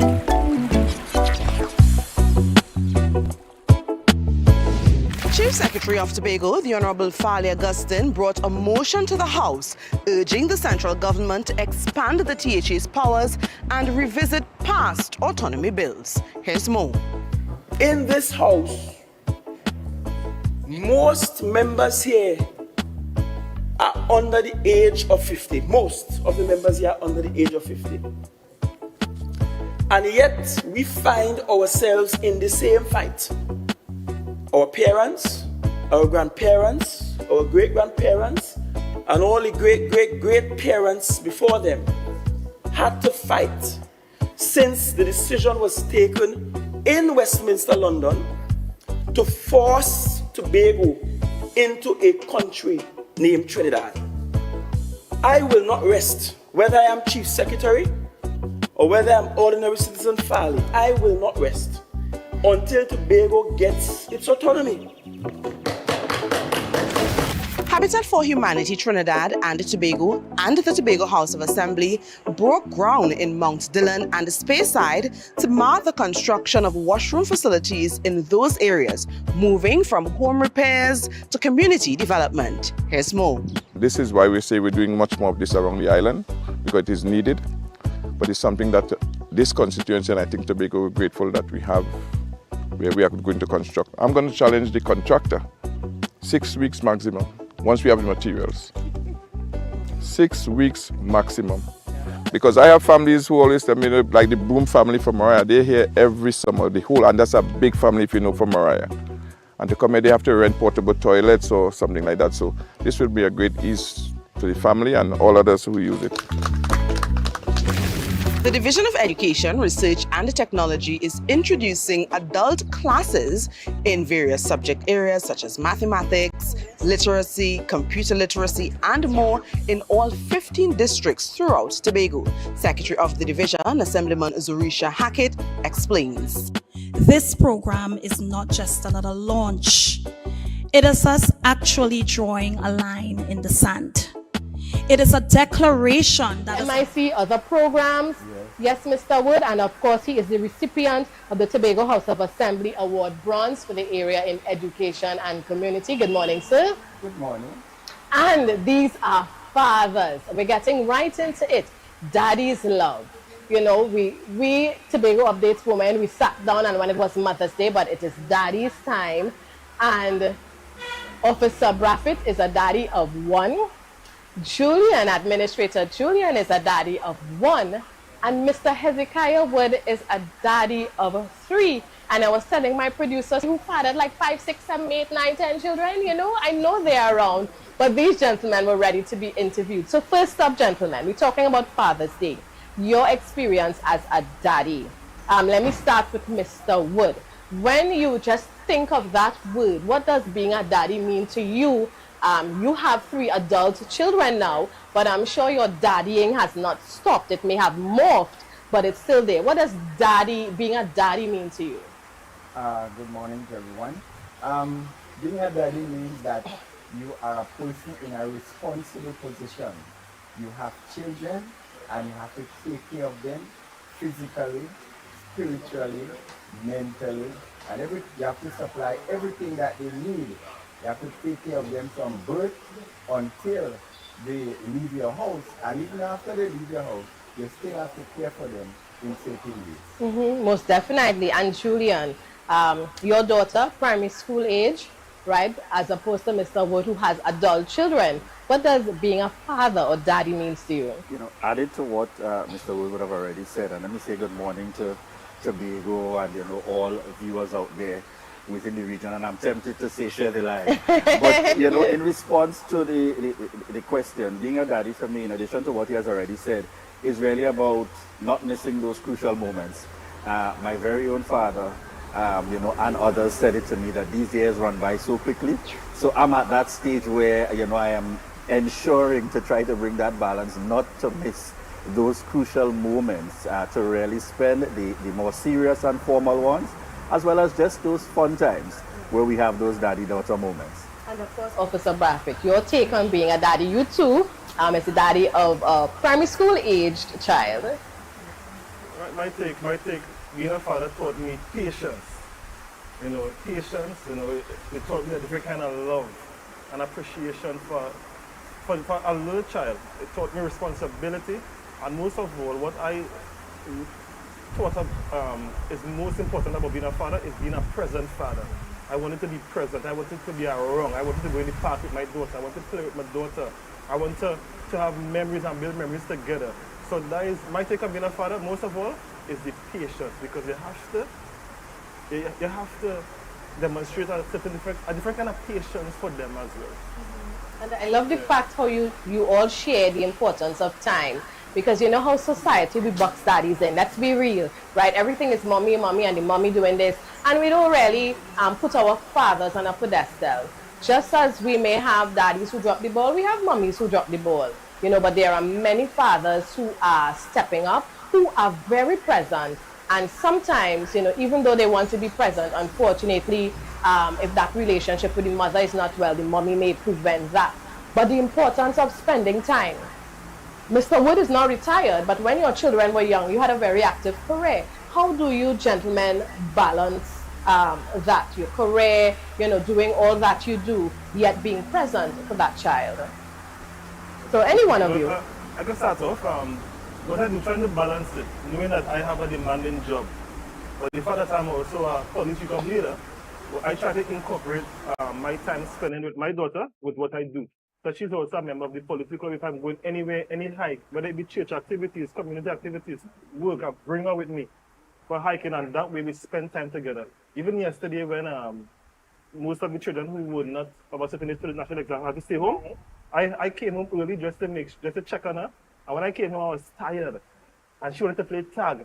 Yeah. You know, and I was tired, so I said, you know what? Of all the games, tag. Yeah. So I said, hey, we're going to play a walking tag. And then we walk fast and play tag. And then I said, you know, they play hide and seek. So she hide and get her verse. Yes. But she came back with that, so I wasn't looking for her. But still, you know, you have to find creative ways to spend time with them. People are tired and they're busy. So, yeah. Definitely. Yeah, I think from my end, there's some things I really try not to compromise on. So, you know, for a couple of years now, notwithstanding a busy schedule, I've always tried to ensure that my end of weeks, like Friday evenings, I generally may have meetings going on during the week. And if you work around me any at all, you know that I tend to say I do not schedule meetings on Friday evenings. Yeah. That's my time that I want to ensure that I go into some family time and that commitment, or just something a lot lighter. Outside of that, what I've found is that I've tried to find ways now, just as Larry said, based on the job, to integrate and to involve. So I'm involved in a lot of youth work as well, to Interact and Rotary and so on, and my youth development work over the years. So as far as possible, she's at that age now where I can include her in a number of those things. And yesterday would have been a classic example. I dashed out for work 8 in the morning. On my schedule yesterday included the primary plenary session that took place at the Assembly Legislature. So as I was heading back up to the plenary, because, you know, I live in Scarborough, I said, good. They had a day out yesterday with the district assessment, and I called her and I said, you want to come along with Daddy to the primary plenary? So she heard plenary first, and then I said, oh, it's primary school student. She said, oh, sure. Yes. So I try to ensure that I find those ways and find the time in between, and that's separate, as I said, from what I consider some of those non-compromise times that I really try to ensure. It might be one-off that you schedule something, but to keep those times always free. As Larry said, whether it's for play, whether it's for something formal, and most times just to do whatever they want. Right. And what I'm hearing, it has to be intentional. Yes. Yes, Mr. Wood. Well, I spend a lot of time with my children, especially when they were young, small. I'm a teacher from ever since, and before they went to primary school, they had to stay by the auntie, and I used to take them to the auntie on mornings before I leave for school. Evening I would collect them and bring them back home, and at weekends, well, then we have fun. Sometimes we go to the beach, sometimes we go to the river, and we have fun. And I have a Land Rover Jeep, and it was exciting for them to drive with me, especially the boys. Right. And I'm not a fast driver. So when I leave home with them, and for example, if we're going to the beach, and they would say, drive, daddy, drive, you're going too slow. And when other cars are overtaking me, overtake, daddy, overtake. And so that was excitement for them. Right. When we go on the beach, we play football, cricket, and all like that, and we swim, and then we go back home. Mm-hmm. Well, I have my little kitchen garden. So on weekends in particular, while they were coming up, they would come out and help me to pull grass and so on. But you have to be careful. They don't pull out the plants. Right. So you give them little tasks to do. And whether they do it good or not, you say, well, good. Right. And they feel nice. Right. Well, when they are going to school now, you help them with their lessons in the evening or in the night, help them with their homework, and encourage them to do well. I used to drop them in school. So when I drop them on mornings, after school in the evening, I would pick them up and carry them home. And I used to look forward to the time that we spend together. But as they get older, you know, they are more inclined to be with their friends. Right? Yeah. So as they get bigger, sometimes I used to miss the company, right? Because they get older and they get their friends and so on, and they more prefer to be with their friends and associate with their friends. But whenever they have the time and have the time, we still used to be together, going out, having fun, and even at home, having fun in the yard and so on. Mm-hmm. Now, Mr. Wood, you are father to two, adult men now, and one daughter. Was there a difference in terms of your parenting style for the boys versus that one daughter? Yes. The boys used to be with me most of the time. All right. And the girl used to be with her mother most of the time. Right. And you know, boys like outside activity and so on. Action. Yes. So they would be with me most of the time. We'd be outside, we'd play, we'd go in the garden. And even when we go on the beach and so on, we'd play cricket, football and so on. Right. But the mother would take more care of the girl. Right. I would be in charge of the boys. Right. And let me ask the younger daddies now, after listening to Mr. Wood and sharing, now Julian and Larry, you are father to a daughter each. How is that like? You being a male, just looking at society, even Larry, you are a police officer, you deal with youth clubs, you are part of the community policing unit. And you have this precious girl child that you are pouring everything into to send her out there when that time is right. What is that like as a father, Julian? I think I have, you asked the question, and the first thing that comes to mind for me, I grew up hearing my mother and grandmother and they talking about bruising that knee in prayer. Yes. And calling to God to cover and to protect. And I think I have a different kind of appreciation for that now. Because when I see the happenings out there, that's always my first wonder, my first concern, the world that she now has to exist in. And I think for me, I continue to try to comfort myself, most definitely in terms of seeking the intervention of God. But more than that, we try to, within our household, constantly remind and to gauge her about some of those realities out there. So we have those hard conversations, things I want her to pay attention to. And rather than say, don't do, I'd kind of posture it as, we online, we're looking at stuff, a guy dressed a particular way or conducting music. I say, what do you think about that? To find that is, I say that is the trend now because I kind of try. Yeah. And then she would give a particular response. I don't do like that too much. I'm overjoyed when I hear things like that because it allows me now to reinforce. And then obviously things that she may seem to be leaning towards that, I am a bit concerned about. I would kind of try tactfully now to see how you can lean them away from that. Because obviously I remember my own challenge, which is ultimately the things you kind of emphasize that I should not do. I'll always be curious about what would happen if. And I think the combination for me is she's your classic girly girl, but she loves the outdoor as well. So just as Mr. Woods indicated, when we buy Granny and in the yard, she loves that. She's outside with Grandpa. She loves those kinds of engaging and being in the space on the outside and doing the most. But dressing up, doing her thing, your classic girly girl, and I attach everything to focusing on doing your best at this time at school. If you want to be outside, do your best at school. You want to get what you need to be that girly girl, do your best at school. So that works for me at this time. And how old is your daughter? She's now 9. I'm going to be 10 in this year. Oh, yeah, so it's a big 10. Yes. As my son, I would say double digits. Yes, and they stress it like. Oh yeah. They're getting there. And they have their demands with it. Yes, Larry. Yes, when I think about my daughter and how precious she is, I often look back and think about what I would have won for myself when I was young. So me being a father, I'm more or less deliberate and intentional in inculcating certain values in her and trying to encourage her to learn things. I'm taking her to music classes, I'm taking her to gymnastics, swimming, all of the things that I think that she would need when she grows up. I know sometimes some of them she may not like, but I'm ensuring that she goes to it, and then, seeing her perform. So she was learning pan, and she played pan in church, she played pan different places, seeing her perform, playing pan in the hotel. As a father, it makes me feel proud sometimes. Right. So yes, it's precious. When I see the little human being running about, following me all over the place, it's just a blessing. You can, I make you a girl. That's a blessing. Yeah, I'm a blessing. Yeah. She likes to be around she daddy. She always around me. People will say, but she don't have a mother because she always with me. But people make that kind of joke. Yeah. With their daddy. My own father, it's 3 of us, 3 girls, no boys, no sons. And, even as we got into adulthood, we would tease him and say, oh gosh, daddy, everywhere you turn in the house is a woman around here. That kind of thing. But we were close. I mean, you're always daddy's girl. So there's always something special between a father-daughter relationship. All right. So we are going to go to a quick break, viewers.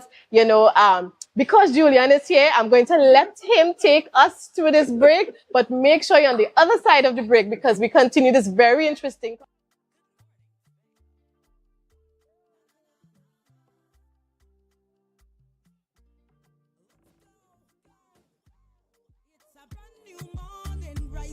A brand new dawning as the passion start to rise, the energy fill the sky.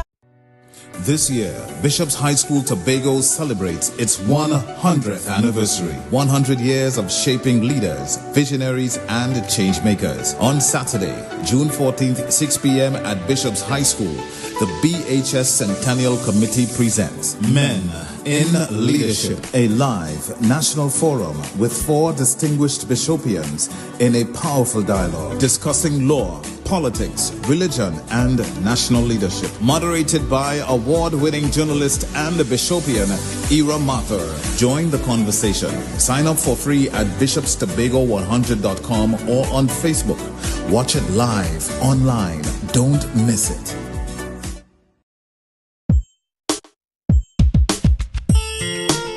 Assemblers, I'm Kaylee Andrews, presiding officer for the 2nd annual primary plenary debate happening Thursday, June 12th, 2025 at 10 a.m. inside the Assembly Chamber.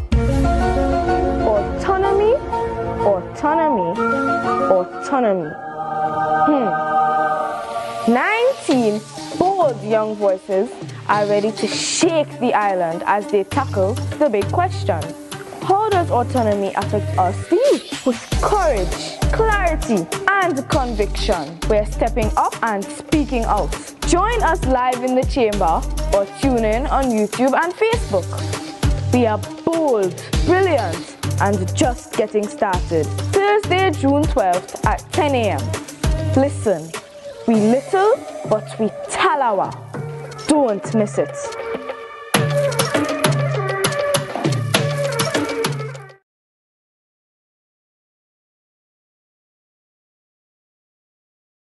The passion start to rise, the energy fill the skies.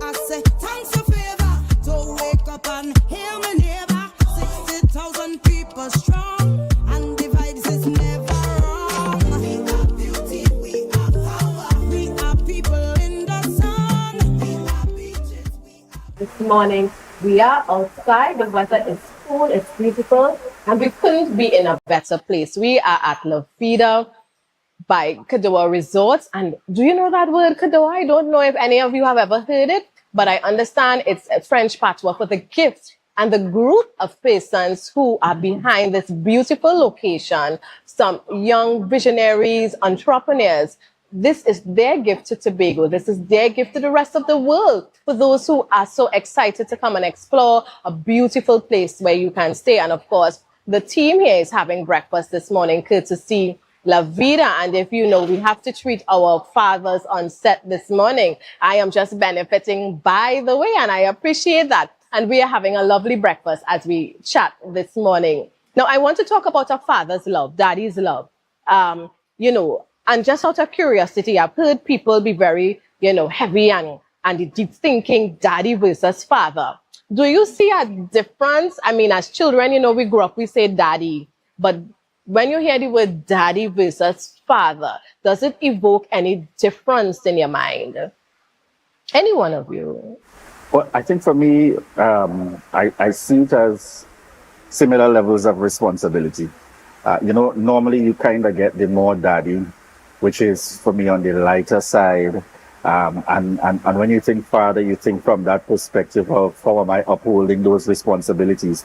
And I'm usually one of the very first ones to indicate, notwithstanding my experiences and how I've been out there, I've learned very firsthand and very quickly, there's no perfect book for the perfect dad or the perfect father. And I don't ever profess to be perfect. But what I always place emphasis on is striving to do my best every step of the way. And therefore, for me, in that lighter side or that formal side, what's always important is seeking to strike that balance. Seeking to strike that balance along the way while catering to her needs, but at the same time training her in that direction to be able to function and to be able to operate in this space. So for me, I kind of juxtapose it against that lighter side versus that more formal side. And then one of the things that's crucial for me, when I think father, I get into that biblical side, our Father, the context of prayer, and remembering how crucial that is. So I have, whether it's in the night, again, first thing in the morning, we are taking that time out as a family for devotion and reminding her of the importance of the role that God plays in everything that we do. So those are some of the things that's triggered for me between daddy versus father. And Mr. Wood, when you hear daddy, father, does it evoke a difference in your mind? Yes. Very much so. Father, for me, is the responsible part of bringing up your children or your child. The Bible says, train up a child in the way he should go, and when he's old, he would not depart. So the father's role is to train the child so that he would have respect for his parents and for his colleagues and so on. And you are the one who sets the example for the child. Right. So the child would do what you do. So you have to be very careful of the example that you set to them. You have to shoulder your responsibilities, supply them with whatever they need, food and clothes and all the other things. So that is the more serious and responsible part. And if you make mistakes on that side, then you would be regarded as a father who is not responsible, a delinquent father. Right. Right? So the children would look to you for example. They would look to you for whatever they need. They would look to you for all the other things that they want. But when you say daddy, it's the lighter side where you have fun and so on. And sometimes when you get home and they're at home, they would shout out, daddy, daddy, and some of them would run to meet you and so on. And you greet them with a smile or a hug and they would feel good. Right. And then they would start to tell you, well, daddy, you know, I have a good day in school today, or I need this, or I need that. And then now you have to show them that lighter side of life, that you care for them, and they are expecting you to give them what they want. And when they want to have fun, they expect you to have fun with them. When they have work to do, they expect you to help them do their work and so on. So the lighter side is daddy, and the more responsible side is father. All right, Larry, what about you? So they would have said it too, but when I think about it, daddy versus father, daddy means that you have an intimate relationship with that child. When a child can look at you and say, daddy, you know, and then when a child look at it, that's my father. sometimes you're thinking that, you know, but if I hear a child say, that's my father, so that my daddy is still lights up. Yeah. So my daddy is more intimate, you have a relationship. Anybody could be a father, anybody could be a donor. Right. You know? Yeah. But to be a father and have an intimate relationship, your child loves you, when she sees she run towards you. I remember time I came home and said, my daughter dropped her shoulder and she just run towards you. Just thinking when she was small and she said, you know, Dada. I think she said Dada first before she said Mama. Oh yes. Oh yes. You don't like it, but it happens. Yeah, so when I think about that, it's a love, that relationship, but yes, you know, but as a father, you know that you have to have that responsibility as it relates to training them up in the way that they should go, so that when they grow old, they will not depart from it. You know, Proverbs also tells you that a father who loves his child will discipline his child. So, you know, you have to assume that role of father and that responsibleness, and it's the most serious part as brother would than, you know, brother see what I've said. But as it relates to daddy and father, when I hear daddy, when I pick up my phone, I don't say, hey, father. I say, daddy. Daddy, You know, so, daddy, correct. Yeah, so daddy is that love, intimate relationship. Yeah. And you know, as you were talking, Larry, my daddy became father when he was the disciplinarian. Yeah, no, you point him out who.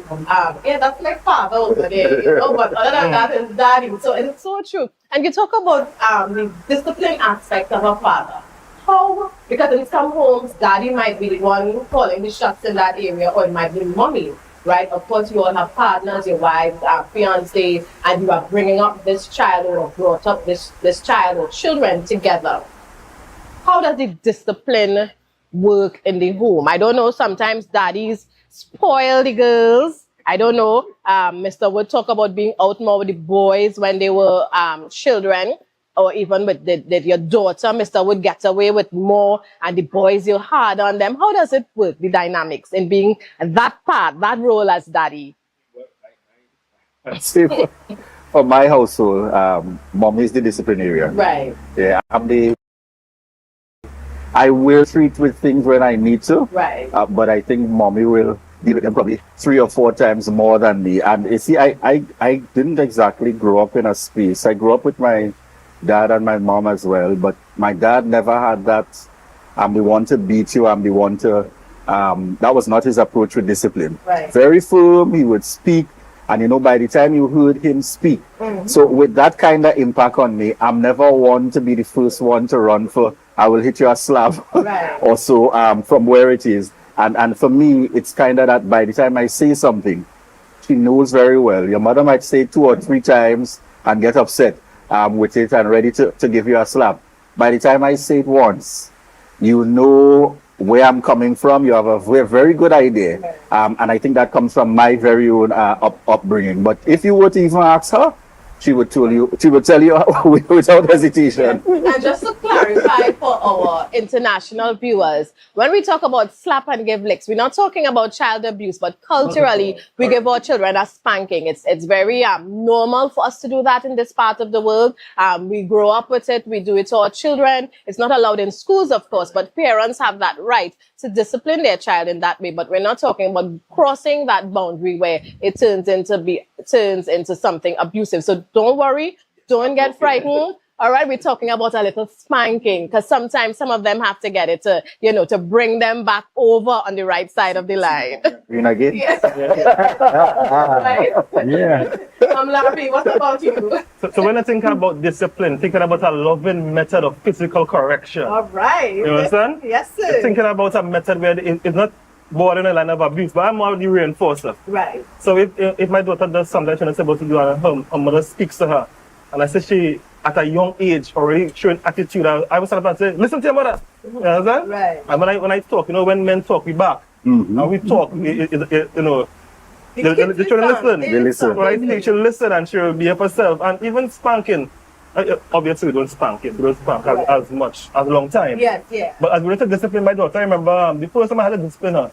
Because she could say I hardly discipline. I don't really, I'm the loving one, you know? Right. But one time I park up and she opened the door to run outside, cross the road, and it was a busy road. And I said, no, I have to correct her there. Right. So I have to give her a collar, and I take a ruler, and I said, put what you had, you're not supposed to do that. I tell her when you open the door, look first before you run across the road. Right. And I had to give her a little spanking with the room. And even that and all, and I feel it was so hard to do. You know, I know, right? Yeah. It feels so hard to do. Don't do that again. Yeah. And it was soft, eh? Yeah. It was very soft, but she cried still because the fact that daddy disciplined her. Yeah, and, You know? and especially if daddy is not the one to do that, Yeah. it's like, you know, a shock. Mr. Wood, 2 boys, 1 girl. How did it work back then? Well, the mother was the disciplinarian.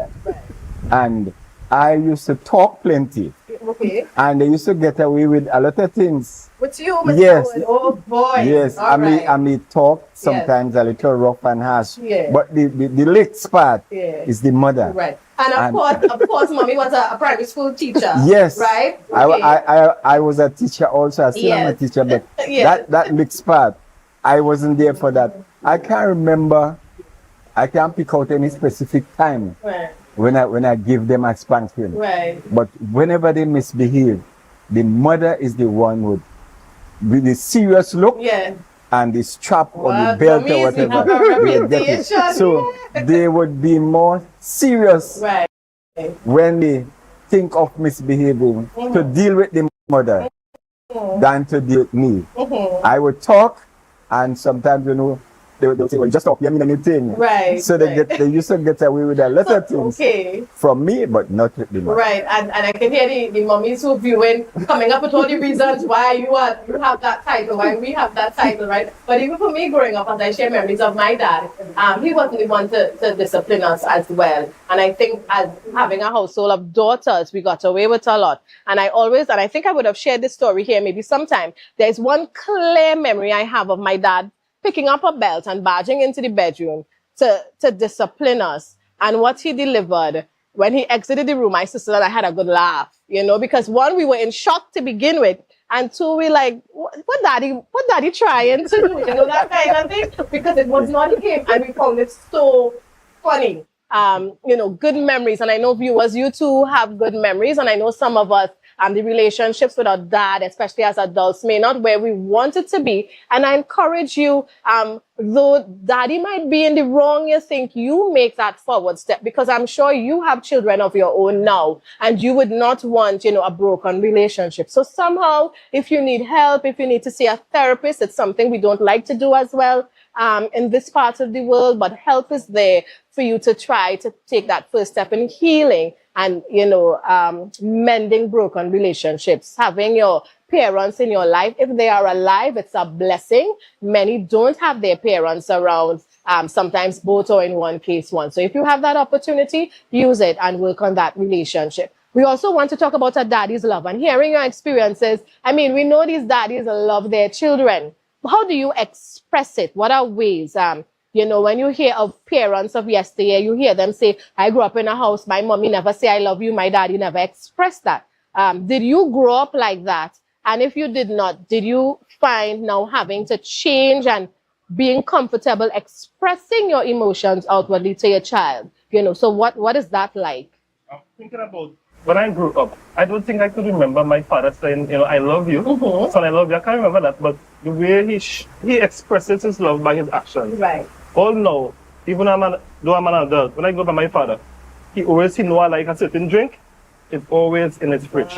You know, and he realized that my wife like a certain kind of drink, so he started to buy that drink now. So when I go by him, he would say, nice for you, nice for your wife.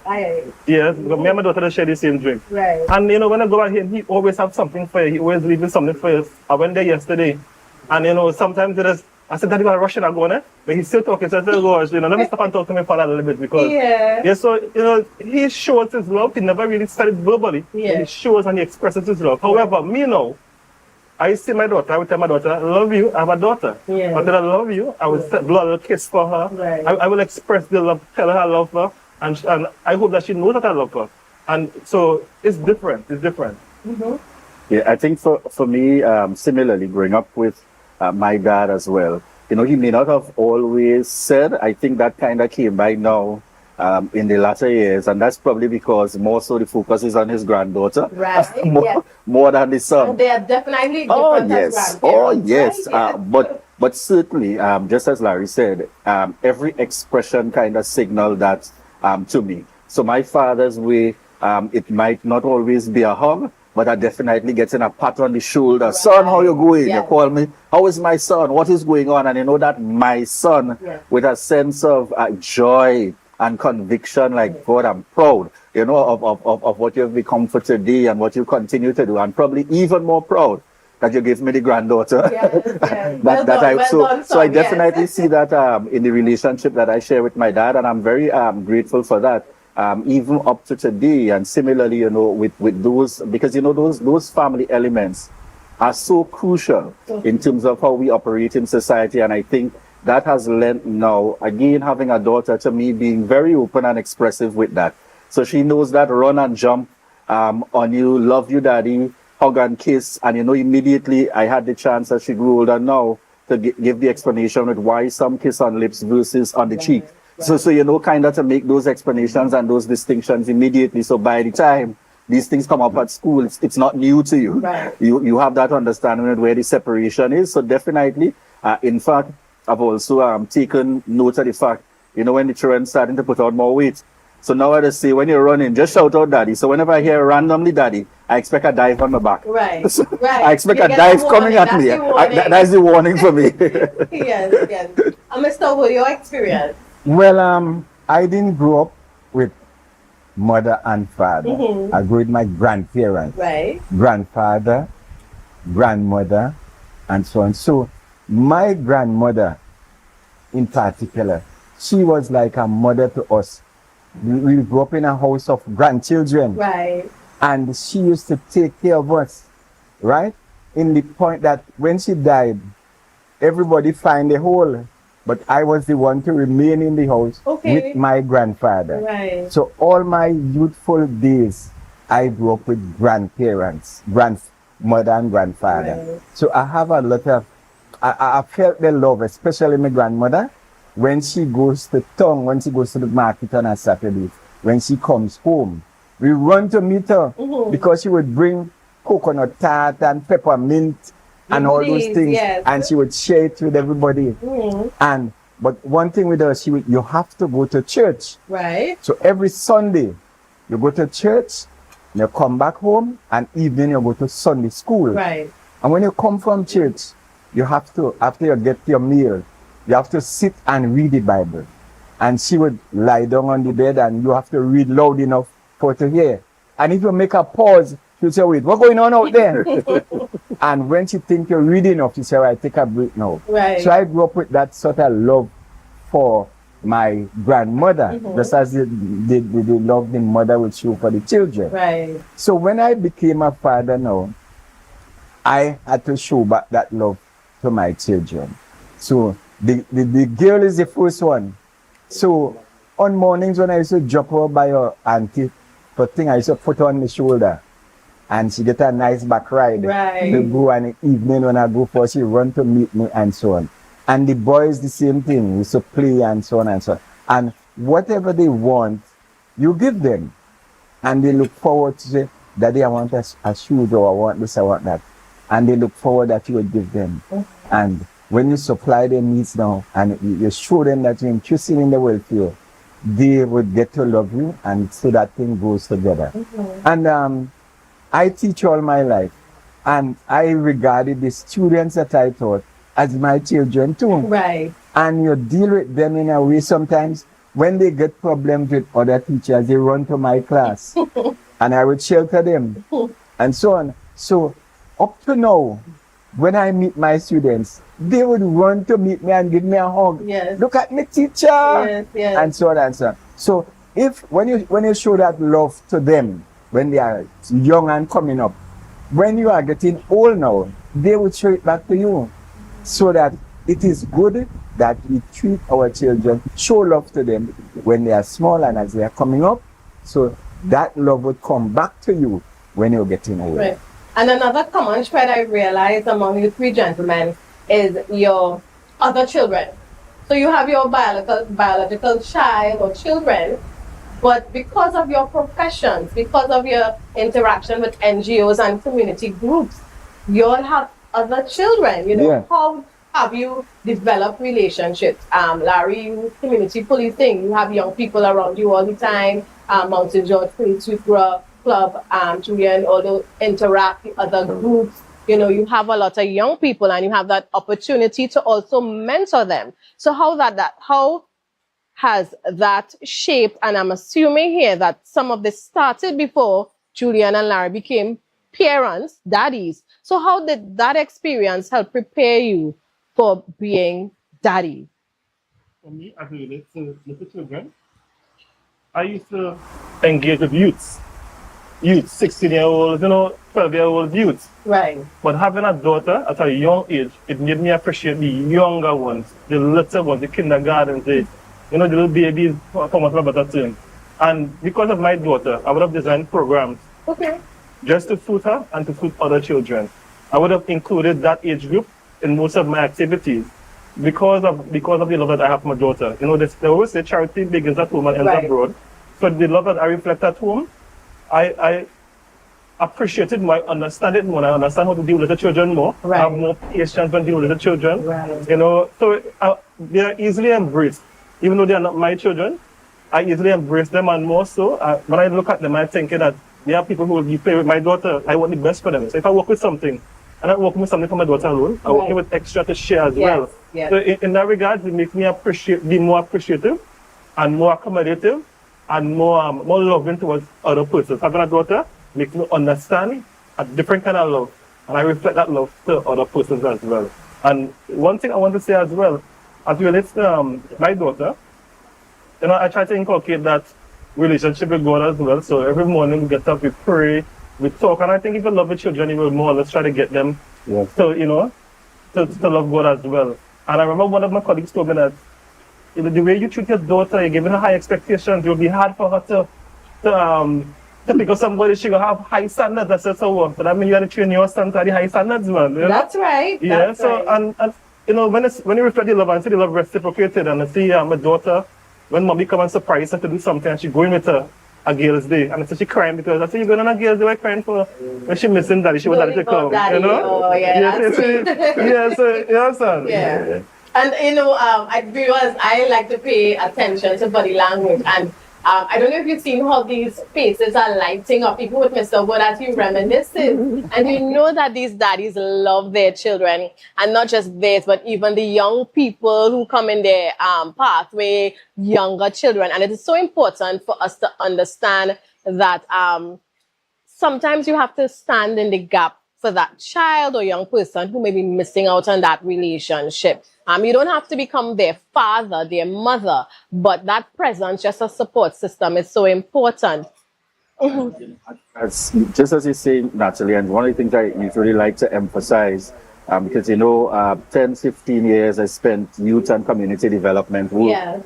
And one of the things I always make the point about is young people and children just need at least one person. Notice I'm not saying a father, a mother, auntie, uncle. They just need any one adult to believe in them. Just at least one. And you'd be amazed to know that the difference that can make in a child's life. Because for me, I would have had a lot of involvement with young persons before my daughter came. Right. And I found that by the time I had my daughter, it now allowed me to try to shape these young people in such a way that every time they would say they appreciate me so much, I would say my one request is to look out for my daughter that's coming up. Yes. I want you to look out for younger ones that's coming up. So when you teach this kind of philosophy where you're happy that I did well for you, then I want you to feel the same way about doing well for someone else and encouraging them to continue that kind of practice and that kind of trend. It's about passing it forward. Correct. It's so important. If I should butt in here. Sure. I used to teach adult education, children who go to school and didn't do well. And it's the same relationship you have with them. Once you show that you love them and you're interested in what they are doing, they grow to love you too. Right. And they would look out for you. So even the adults. Yes, I remember. Well, I taught in the adult education at Golden Lane for about 20 years. Wow. And there were some boys there who used to come and we used to get fun and so on and so on. And they always look out for you. One of them told me, Mr. Wood, anytime anybody trouble you, just come to me. I will deal with them for you. Yes. Yes, and one day I was I was driving and I got a puncture tire. And I came out and was trying to change it. And I just see a car pull up. And it's boys who I taught in adult class. Right. And he said, what happened? I said, I get a puncture. He said, you stand aside, stand aside. Where your spare? Where your jack? And in a quick time, they change the tire, put it on. You're good to go now. Right. And so you see that they get that respect for you and they show that love for you all the time. Right. So that it is our duty now, and not now, from ever since, to treat your children, not only your biological children, but all those that you come in contact with, treat them good, show them love, and that love will come back to you. And one thing, well, my wife and the children would say, sometimes I say, well, the boys go out and the girl go to work, and they say, well, hold in me and see hello. Right. I'll come and tell me something. And then if it happens that everybody is going away from home for the day or so, I say, who and me would stay, you know. So you start to feel lonely by missing them, right? Because you're accustomed to them. And when they're not around, well, you feel left out. Right. So that I wish I could be with them all the time. Yes. Right? But there are times where as they get bigger and older, they get their friends. So sometimes they leave you out. Right. But still, I am not leaving them out. Right. Look out for them still. Yes, very important. Yeah. And as we look to wrap up this time with you gentlemen, on behalf of Tobago Updates Television, we wish you happy Father's Day. We hope that you are pampered, taken care of, there's a lime somewhere, whatever it is, so that your families and those around you show appreciation. And I also want to recognize the single fathers out there, because sometimes, society, we are hard on our men and we make it sound as though we don't have good men, but we have a lot of good men. Those who are responsible, they step up to their part of life and they carry it on their shoulders, even though it may be a hard walk for some of them. We may not know, because men usually don't let you know how they feel all the time unless you are very close to them. So to you single daddies who are trying, you may not live with your child even, and you have to depend on, whether it's weekend visits, etc. You have stepped up and you continue to do. I want to say thank you for being there for that child. And I'm sure that, as relationships grow and that child grows and they return their love to you, you would feel a sense of pride and feel good that you kept up your part of this relationship for your child, and that child can call you daddy. And as we wrap up, one little piece of bacchanal, men, I must ask you, Mother's Day, you hear about it long in advance, but somehow the Father's Day celebrations sometimes are a bit low-key. Immediate families will plan for you, but you don't hear about it much in the media as you will hear. I even saw a parody recently on social media, a group of men protesting, no vests, no socks, no vests, no socks, right? Because it's believed that that's what men get as presents, whether it's birthday, whatever. How do you feel about how society treats a father? I think that, well, I could speak for myself as a man. We are simple beings, so the Mother's Day might be a little bit more complicated. All right. But as men, we appreciate the littlest. Just, my daughter would bring home a little gift, and I would still a gift on the wall. That means so much to me. Right. She would draw something which I love you, Daddy, and with her handwriting, and I stick it on the wall. I love it. I don't want nothing big. I appreciate that. Right. So we are simple beings. I'm a simple being, and yes, you may compare it, but I think that because of our nature as men, I don't know, I can speak for myself. Right. We are simple beings, so the little that we get, we will appreciate. Right. But it's something big in the making come true, right? We'll appreciate that even more. Right. Yes. Definitely. We'll definitely take that. we definitely take that. And I just wanted to mention, I think one of the things is when the children get to that age of understanding, even like where my daughter is now or older, don't worry, they keep mommy in check.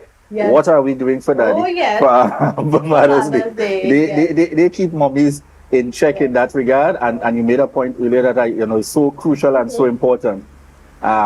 Whether the home situation is ideal, as in you grew up with both mom and dad, or you grew up with dad only, don't ever compromise on that responsibility. Yeah. My father and my mother were separated, and my stepdad played just as critical a role in terms of support and guidance. And I make the point, just as you said, whether it's your biological child or not, understand that your responsibility as a dad and as a father is crucial out there. Right. And it's not conditional. Yes. And if you think mommy is good, bad, or indifferent, if you all are separate for some reason, your responsibility is still to your child. Right. By God's grace, it will be worth it in the long run. And just before Mr. Wood responds, you mentioned stepdaddies, and there are some stepdaddies that really fill the gap, and you would not know that's not their child. So happy Father's Day to you as well, because you have given yourself, and it's very important in that child's life. Mr. Wood. In relation to what you said just before, that the society don't recognize Father's Day as they do much. Just this week I was saying, but I didn't hear much advertisement about Father's Day, Father's Day sale and this and that, as you would care for Mother's Day. But based on your relationship with your children, they recognize Father's Day. That's right. I have a jersey at home now that was bought for me for Father's Day. And the writing on the back of the jersey, the world's best dad. And I preserve it, and every Father's Day time I put it on. Right. And then they would give you things. At least my children did me things, especially my daughter. She would look for something nice to give me, not only on Father's Day. Right. And whenever she gives you something, if it's a shirt or whatever, she wants to see you wear it. Yes, man. Sometimes some of us, we get new things and you put it aside.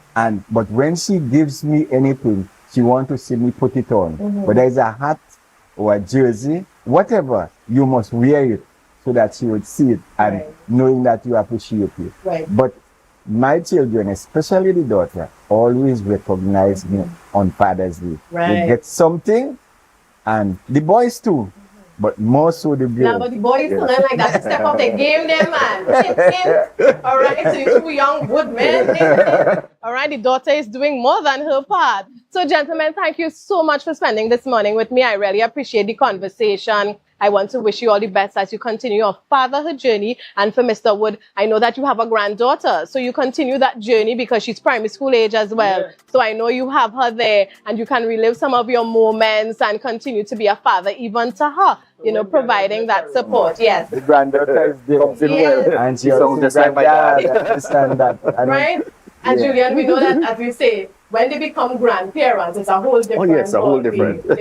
So thank you, and again to all of viewers or fathers who view us every morning, and you're always there supporting Tobago Updates Television. A very happy Father's Day, and we hope that someone there is going to make you feel very special and appreciated. And thank you for all that you continue to do and to be present in the lives of so many. And with that, we wrap up. It's Friday. On this side of the camera, we have our breakfast to finish and a little chit-chat as you continue. But thank you again for always choosing us. It is Friday. The weekend has begun. And remember to check out La Vida by Cador Resort. All right, Shervan Road. You can Google them, call them up, see what's available. Encourage others to stay here. The ambience is just amazing.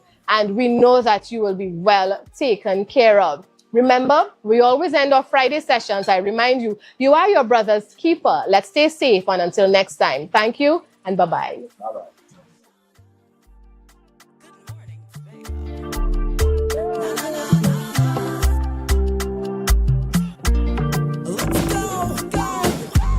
It's a brand new morning, rise up to a brand new dawning. As the passion start to rise, the energy fill the skies. I say thanks for favor to wake up and hear me neighbor. 60,000 people strong.